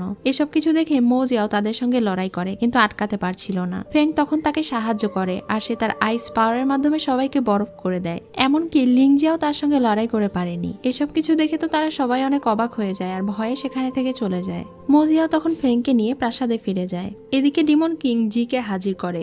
জি তার অগোচরে তার সঙ্গে বিশ্বাসঘাতকতা করে সেই আইস লেকে গিয়ে স্টোন চুরি করতে চেয়েছিল। এটা জেনে ফেলার পরে ডিমন কিং তাকে শাস্তি হিসেবে কারাগারে প্রেরণ করে। এরপরে জি এর সার্ভেন্ট একদম একা হয়ে যায়, তাই সে ডিমন কিং এর কাছে রিকোয়েস্ট করে আর বলে সে এখন থেকে তার সঙ্গেই থাকবে, তার সেবা করবে। ডিমন কিং যেন তাকে অনুমতি দেয়। তখন ডিমন কিং তাকে অনুমতি দিয়ে দেয়। অন্যদিকে ফেং এর অবস্থা অনেক বেশি খারাপ হয়ে গিয়েছিল। মোজিয়াও তাকে পাওয়ার দিচ্ছিল। সারা রাত ধরে তাকে পাওয়ার দেওয়ার পরেও তার কোনো উন্নতি চোখে পড়ে না। এভাবেই প্রায় 3 দিন কেটে যায়, কিন্তু তারপরেও মোজিয়াও তার রুম থেকে বের হয় না। এজন্য তার বন্ধুরা আর তার সার্ভেন্টরা চিন্তা করছিল। 3 দিন পরে যখন সে বাইরে বেরিয়ে আসে তার অবস্থা খুবই খারাপ ছিল। তখনই সেখানে ডিভাইন হিলার বিজু চলে আসে। তিনি মোজিয়াওকে একটা জাদুকরী ঔষধ খাইয়ে দেন, যার কারণে মোজিয়াও অনেকটাই সুস্থ হয়ে যায়। ইউয়ান এই ডাক্তারকে নিয়ে এসেছিল কারণ সে তাদের শহরের বেস্ট ডাক্তার। তাকে এখন ফেংয়ের কাছে নিয়ে যাওয়া হয় ফেংকে ঠিক করে দেওয়ার জন্য। তিনি ফেংকে চেক করে জানান এটা অনেক মারাত্মক একটা অসুখ, এটা ঠিক করতে হলে তার বেশি টাকা লাগবে। ইউয়ান তখন তাদের ডিল অনুযায়ী তাকে 2 পট ওয়াইন দেওয়ার বদলে 3 পট ওয়াইন দিতে চায়, যার কারণে ডাক্তার বিজু তো অনেক বেশি খুশি হয়ে যায় আর রাজিও হয়ে যায়। মোজিয়াও এখন সবাইকে রুম থেকে বের করে দেয়। ডাক্তার যখন তাকে চেক করতে যায় তখন চমকে যায়। তিনি বলেন ফেংয়ের যে কোল্ড অসুখ হয়েছে এটা কেউ ঠিক করতে পারবে না। এটা বলে যখন ডাক্তার বিজু চলে যাচ্ছিল তখন সে ডাক্তার বিজুকে অনেক বেশি রিকোয়েস্ট করে বলে আপনি তো তাকে এর আগেও একবার বাঁচিয়েছেন, আবারও বাঁচাতে পারবেন। সে এখন ডাক্তারকে জিজ্ঞাসা করে সে কি আসলে ফেং লিংজিউ নাকি অন্য কেউ। ডাক্তার তখন কনফার্ম করে বলে যে সেই হলো আসল ফেং লিংজিউ। এটা শুনে মোজিয়াও এবার নিশ্চিন্ত হয় আর অনেক ইমোশনালও হয়ে পড়ে। তাই এখন সে ফেংকে বাঁচানোর জন্য যে কোনো মূল্য দিতে রাজি ছিল। সে ডাক্তারকে এত সুন্দর করে কনভিন্স করে যে ডাক্তার এবার সত্যি সত্যি ফেংকে চিকিৎসা দিতে রাজি হয়ে যায়। মোজিয়াও তো তখন অনেক খুশি হয়ে যায় আর এরপর থেকেই সে ডাক্তারের শেখানোর টেকনিকে ফেংকে সুস্থ করার চেষ্টা করতে থাকে। সে নিজের জি পাওয়ার ফেংয়ের ভেতরে ট্রান্সফার করে, এমনকি বরফের পাহাড় বেয়ে উপরে উঠে জড়িবুটি উদ্ধার করার জন্য। আর এটা উদ্ধার করাটা এতটাও সহজ ছিল না, তারপরেও সে অনেক কষ্টে এটা উদ্ধার করে। প্রাসাদে তার জন্য সবাই অনেক অপেক্ষা করছিল। সময় কাটানোর জন্য ডাক্তারের সঙ্গে তারা খেলা করছিল এবং মজাও করছিল। অপেক্ষা করতে করতে সবাই যখন ঘুমিয়ে যায় পরদিন সকালে তখন মোজিয়াও সেই মূল্যবান পদ্মফুল নিয়ে এসে ডাক্তারকে দেয়, যেটা দেখে তো ডাক্তার অনেক বেশি খুশি হয়ে যায়। সে গিয়ে ঔষধ বানাতে শুরু করে। এখন তার বন্ধু তার কাছে আসে আর তাকে জিজ্ঞাসা করে ওই ফেং নামের মেয়েটির জন্য সে এত কিছু কেন করছে। সে যেন সত্যি করে বলে ওই মেয়ের প্রতি তার কি কোনো ফিলিংস আছে।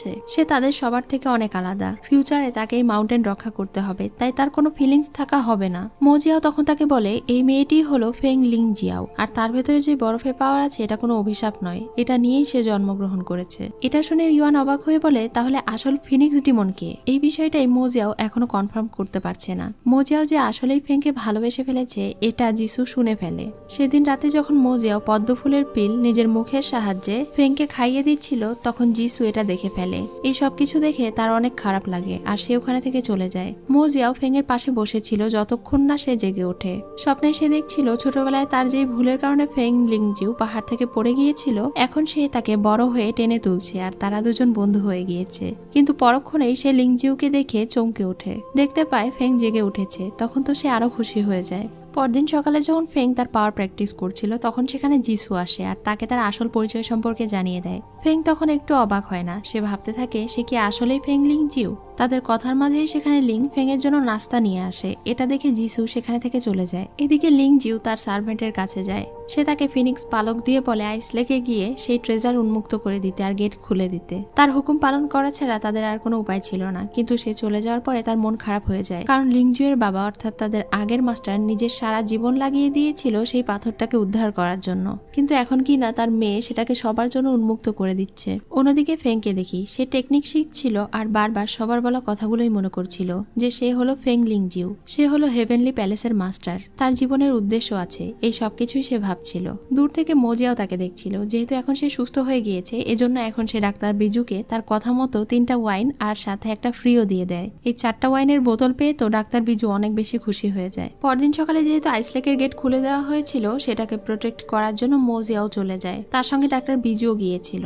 অন্যদিকে ফেং যখন জানতে পারে মোজিয়াও বিপদে আছে তখন তার মন খারাপ হয়ে যায়। তার মন ভালো করার জন্য লিং তার সঙ্গে গল্প করছিল আর ঘুরে বেড়াচ্ছিল। তখনই হঠাৎ ফেং কোথাও যেন গায়েব হয়ে যায়, সে আর তাকে খুঁজে পায় না। এদিকে লিং জিয়া আইসলেকে চলে আসে, সে ডাক্তার বিজুকে দেখে চিনতে পারে। তখন ডাক্তার বিজু বলে তুমি আসলে কে? তখন সে বলে আমি হলাম ফেং লিং জিউ, যাকে আপনি অনেক আগে বাঁচিয়েছিলেন। এসব কিছু বলে যখন সে ডাক্তারকে আঘাত করতে যাবে ডাক্তার তখন তার পালস চেক করে, এমনকি তার কাঁধে সেই পালকের চিহ্নটাও দেখতে পায়। তখন সে অনেক অবাক হয়ে বলে এটা কিভাবে হতে পারে, একসাথে 2টা ফেং লিং জিউ কিভাবে সম্ভব? তার এই কথা শুনে ওখানে থাকা সবাই অনেক বেশি অবাক হয়ে যায়। ডাক্তার বিজু যখন বুঝতে পারে যে ফেং লিং জিউ আসলে 2 জন, তখন সে লিং জিউ এর হাত থেকে বাঁচার জন্য দৌড়ে পালাতে থাকে। লিং জিউ তাকে অ্যাটাক করলে মোজিয়াও প্রোটেক্ট করে। তখন লিং জিউ মোজিয়াওকে বলে আজ থেকে 3 দিন পর ফেং লিং জিউ এর বাবার কবর যেখানে অবস্থিত ঠিক সেইখানেই সে মোজিয়াওকে মারবে। এটা বলেই সে ওখানে থেকে চলে যায়। দূর থেকে তার গার্ডিয়ান এসব কিছু দেখে অনেক কনফিউজড হয়ে যায়, তাই সে আবারও ফেং এর সঙ্গে দেখা করার সিদ্ধান্ত নেয়। এদিকে লিং কোথাও ফেংকে খুঁজে পাচ্ছিল না, কারণ ফেং অলরেডি সেই আইসলেকের উদ্দেশ্যে রওনা দিয়েছিল। তার সঙ্গে গার্ডিয়ানের দেখা হয়। গার্ডিয়ান তাকে জিজ্ঞাসা করে সে আসলে কে, তার আসল পরিচয় কি। ফেং তখন বলে সবাই তো তাকে ফেং লিং জিউ বলে, কিন্তু তার আগের কোনো কিছুই মনে নেই। যেহেতু সে ফেং লিং জিউ এর গার্ডিয়ান ছিল তাহলে তো তার বেশি ভালো জানার কথা। গার্ডিয়ান তখন বলে আমি বুঝতে পারছি না কে আসল, আমার মনে হচ্ছে লিং জিউ আসল না, আর তুমি তো আরোই নয়, কারণ আসল ফেং লিং জিউ কখনোই তার বাবার খুনিকে বন্ধু বানাবে না। এটা শুনে যখন সে অবাক হয় তখনই সেখানে ফেং লিং জিউ চলে আসে আর ফেংকে বলে যে মোজিয়াওকে সে পছন্দ করে আর তার সঙ্গে সবসময় ঘুরঘুর করে সেই তার বাবাকে মেরেছে। 10 বছর আগে মোজিয়ার মাস্টারের সঙ্গে লড়াই করার সময় তার বাবা পাহাড় থেকে তার বাবাকে ফেলে দিয়ে মেরে ফেলেছে, আর এই কাজে মোজিয়াও জড়িত ছিল। আর যেহেতু লিংজিও তার বাবার প্রতিশোধ নিতে চায় তার মানে ফেং আসল নয়, সেই আসল। এটা বলে যখনই সে ফেংকে অ্যাটাক করতে যাবে তখনই ফেং এর অল্প কিছু স্মৃতি মনে পড়ে। সে তখন ওই লিংজিউকে আঘাত করে আর এখানে তার সার্ভেন্টেরও আঘাত লাগে, যার ফলে সেখানে একটা বিশেষ ধরনের আয়না পড়ে যায়। আর সেই আয়নায় ফেং এবং লিংজিউ দুইজনেরই রক্তের ফোঁটা পড়া মাত্রই সেই 2টা রক্তের ফোঁটা একত্রিত হয়ে যায়। এটা দেখেই গার্ডিয়ান বুঝে যায় তারা দুজন আসলে একজন। কেউ একজন আত্মা বদল টেকনিক ব্যবহার করে তাদের দুজনের বডি এবং আত্মাকে আলাদা করেছে। ফেং এখন তাদেরকে উদ্দেশ্য করে বলে আমার সত্যটা আমি নিজেই জেনে নেব। এটা বলে সে ওখানে থেকে চলে যায়। প্রাসাদে ফিরে যাওয়ার পরে সে দেখতে পায় মোজিয়াও সহ বাকি সবাই তাকে নিয়ে চিন্তিত ছিল, কিন্তু সে তাদেরকে বলে আমি এমন স্পেশাল কিছু না, আমাকে নিয়ে এত চিন্তা করার কিছু নেই। এটা বলে মন খারাপ করে ওখানে থেকে চলে যায়। মোজিয়াও বুঝতে পারে না যে তার কি হয়েছে। সেই দিন রাতে ফেং স্বপ্নে দেখতে পায় 10 বছর আগে যখন সে ডিমন কিং এর কাছে সাহায্য চাইছিল এবং নিজের বাবার মৃত্যুর প্রতিশোধ নেওয়ার জন্য ছুটে যাচ্ছিল, তখন ডিমন কিং তাকে বাধা দিতে চাইলে তার শরীর থেকে আত্মা বেরিয়ে দৌড়ে চলে যাচ্ছিল। এটা দেখে ডিমন কিং তার আত্মাকে বাধা দেয় আর অনেক অবাক হয়ে বলে তুমি নিজের শরীর থেকে আত্মাকেও আলাদা করতে পারো, বিষয়টা তো বেশ ভালো। সেদিন ডিমন কিং তার আত্মাকে সুরক্ষিত করে রেখে দিয়েছিল, কারণ এখনো তার বাবার প্রতিশোধ নেওয়ার সময় হয়নি। যখন সময় আসবে তখন সে এটা তার শরীরে ফিরিয়ে দেবে। ততদিন পর্যন্ত ফেং এতিম পরিচয় বেঁচে থাকবে, তার কোনো কিছুই মনে থাকবে না, সে হবে নিষ্পাপ। এসব কিছু দেখেই ফেং এর ঘুম ভেঙে যায়। তখন সে অনেক বেশি চিন্তায় পড়ে যায়। পরদিন সকালে যখন মোজিয়াও তার সঙ্গে দেখা করতে আসে তখন সে তাকে ইগনোর করার চেষ্টা করে। মোজিয়াওকে দেখে সে মনে মনে ভাবছিল মোজিয়াও কি আসলে তার বাবার খুনি। মোজিয়াও তখন তার হাতে থাকা সেই ক্ষত দেখতে পায়, দেখে অনেক অবাক হয়ে যায়। ফেং তাকে বলে না এই ক্ষত কিভাবে হয়েছে, তাই সে এটাতে মেডিসিন লাগাতে চলে যায়। তখন মোজিয়াও অনেক অবাক হয়ে ভাবতে থাকে এটা কিভাবে সম্ভব, কারণ গতকালকে যখন সে ফিনিক্স ডিমনের সঙ্গে লড়াই করেছিল তখন এই আঘাত তো লিংজিউ এর শরীরে লেগেছিল, আর এই একই ক্ষত ফেং এর দেহে কিভাবে এলো। এসব কিছু ভেবে সে ফেং এর উপরে একটু নজর রাখছিল। সে খেয়াল করছিল ফেং অনেক মনমরা হয়েছিল, সব সময় মন খারাপ করে থাকে। তাই সে নিজে থেকে ফেং এর কাছে গিয়ে তাকে জিজ্ঞাসা করে তার কি হয়েছে, যদি কোনো অসুবিধা হয় সে যেন তাকে শেয়ার করে। কিন্তু ফেং তাকে বলে সবারই এমন কোনো সিক্রেট থাকে যেটা কাউকে বলা যায় না, আপনি হলে বলতেন। এটা বলে সে ওখানে থেকে চলে যায়। তার এসব রহস্যজনক কথা ফেং এর একদমই ভালো লাগছিল না। এমন আচরণ তাকে ভাবাতে বাধ্য করছিল যে এটা কি আসলে ফেং নাকি ফেং লিংজিউ। অন্যদিকে ডিমন কিং এর সার্ভেন্ট গিয়ে তাকে এই সবকিছু বলে। তখন ডিমন কিং বলে আর একটু ধৈর্য ধরো, আর বেশি সময় নেই, খুব দ্রুতই ফেং আর লিংজিউ দুইজনই একজনে পরিণত হয়ে যাবে, কিন্তু সেই পর্যন্ত আমাদেরকে ধৈর্য ধরতে হবে। এদিকে মোজিও জানতে পারে ফিনিক্স ক্ল্যানের সব লোকেরা আইস লেকে যাওয়ার চেষ্টা করেছিল এবং অনেকে আহত হয়েছে। যখন তারা আইস লেকে যায় তখন দেখতে পায় অনেক মানুষ আহত হয়েছে আর কেউ কেউ মারাও গিয়েছে। সেখানে মাস্টারের পক্ষ থেকে একজন শিষ্য এসে তাদেরকে জানায় মাস্টার তাদেরকে হুকুম করেছে ফিনিক্স ডিমনকে সে যেন মেরে ফেলে, কারণ তারা শুনেছে আগামীকালকে নাকি ফিনিক্স ডিমন এই আইস লেকের গেট খুলে দেবে, তার আগেই যেন কাজটা হয়ে যায়। এটা শুনে মোজিয়াও আবারও প্রাসাদে ফিরে যায়। এখানে তাদের সবার কথোপকথন থেকে জিসু বুঝতে পারে ফেং কিছুদিন ধরে অদ্ভুত আচরণ করছে। তখন তার মনে হয় তার কথাতেই হয়তো ফেং এইসব কিছু করছে। তাই সে ফেং এর সঙ্গে দেখা করতে যায় আর একা দেখা করে তাকে বলে সে কি প্ল্যান করছে, সে কি মোজিয়াওকে মারতে চায়। যদি এমনটা হয় সে কখনোই এটা হতে দেবে না, তার আগেই সে ফেংকে মেরে ফেলবে। তখন ফেং বলে আমি আসলে তাকে মারতে চাই না, আমি আসলে সত্যিটা জানতে চাই আর আমার পরিচয় জানতে চাই, তাই এখানে থাকা আর আমার পক্ষে সম্ভব না, আমি চলে যাচ্ছি। এটা বলা মাত্রই তার গার্ডিয়ান এসে জিসুকে অজ্ঞান করে দেয় আর তাকে সঙ্গে করে নিয়ে চলে যায়।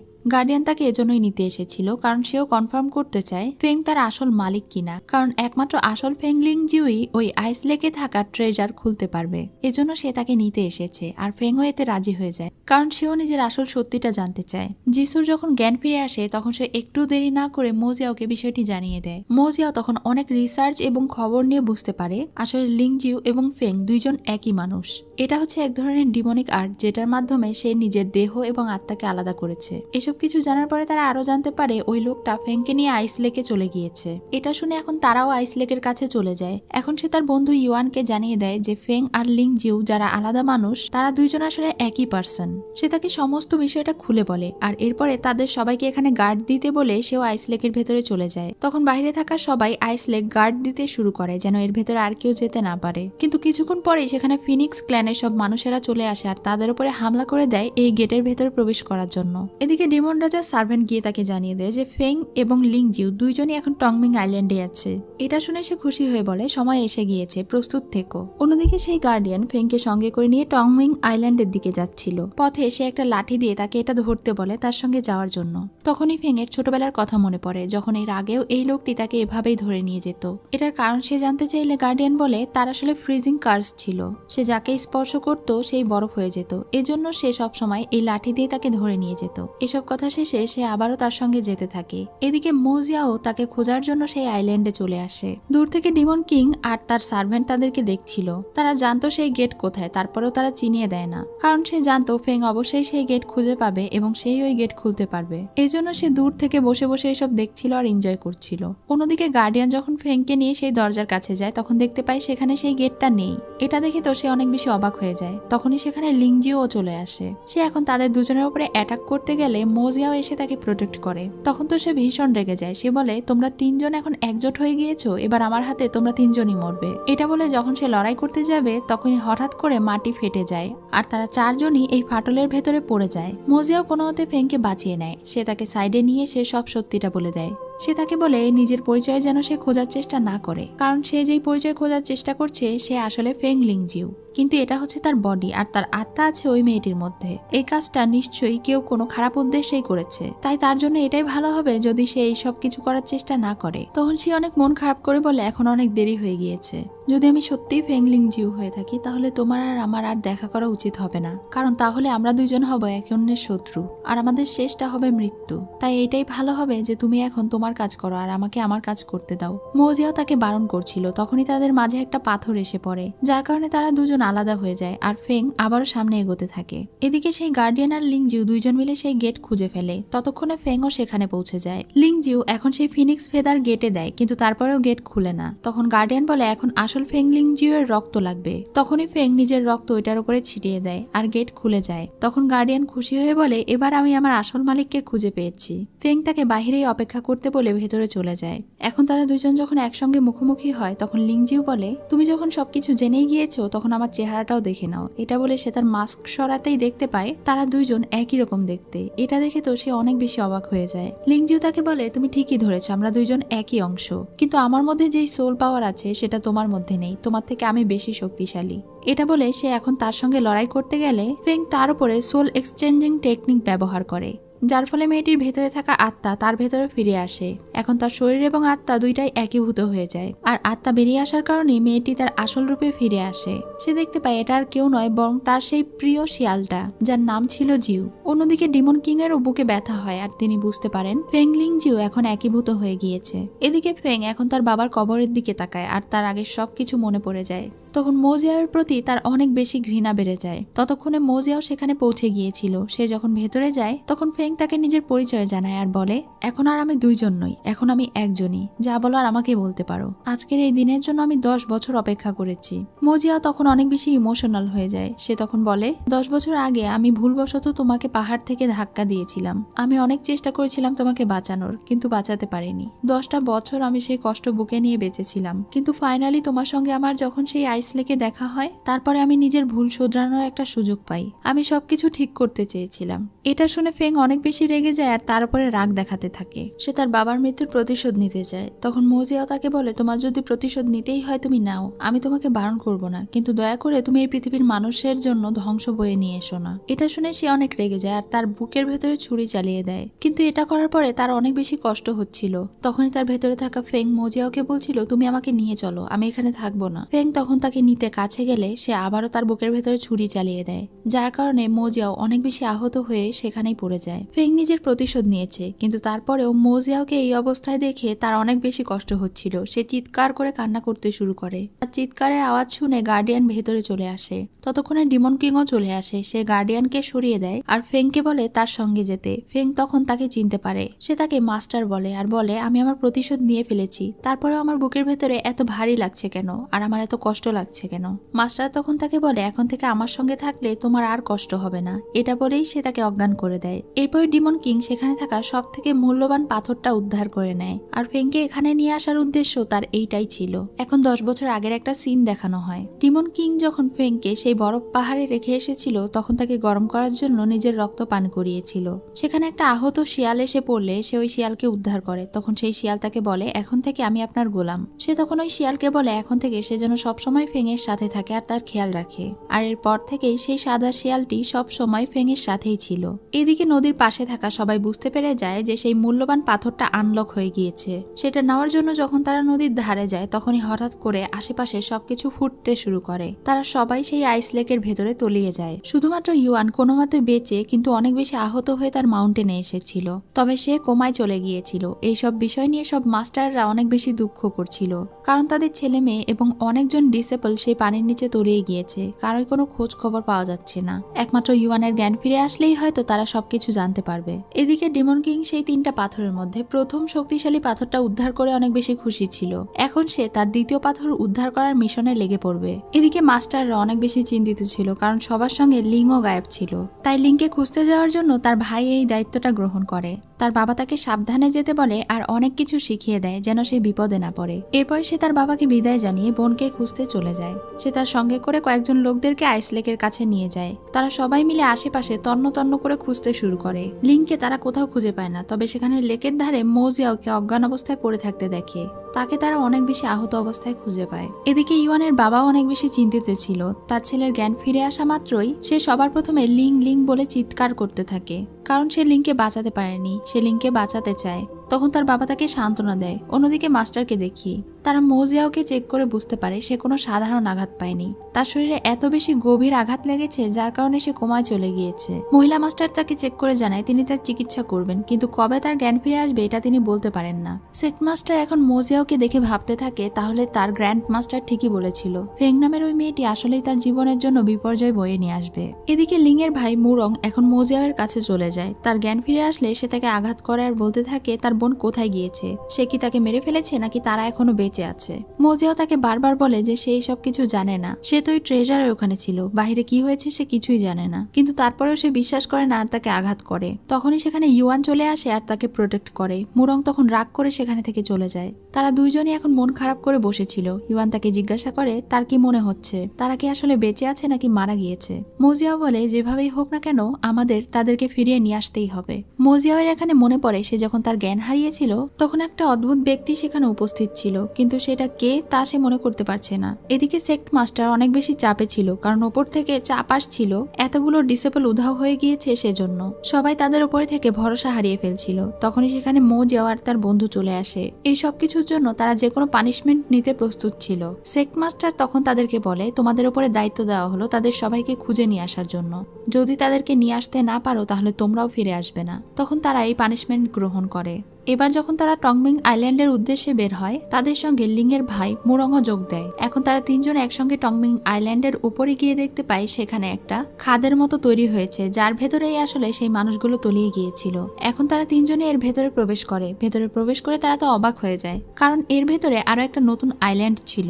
সেখানে অনেকগুলো কালো পোশাক পরা লোকেরা কাজ করছিল, কিন্তু তারা তাদেরকে খেয়াল করে না। এই বিষয়গুলো তাদের কাছে খুবই রহস্যজনক মনে হয়, এজন্য তারা সামনে এগিয়ে যায়। সামনে এগিয়ে দেখতে পায় সেখানে একটা উৎসব চলছে, কিন্তু সেখানে থাকা সব মানুষেরা উপরের দিকে তাকিয়ে কি যেন ইশারা করছে, যেন তারা সবাই হিপনোটাইজ হয়ে আছে। অন্যদিকে ফেং এর জ্ঞান ফিরে আসে। সে ছিল ডিমন ক্ল্যানে। সে আয়নার সামনে গিয়ে বসে আর মোজিয়াওকে আঘাত করার কথা মনে করতে থাকে। তার কথা মনে করে সে অনেক কান্না করে। এরপরে বাহিরে গিয়ে তার মাস্টার ডিমন কিং এর সঙ্গে দেখা করে।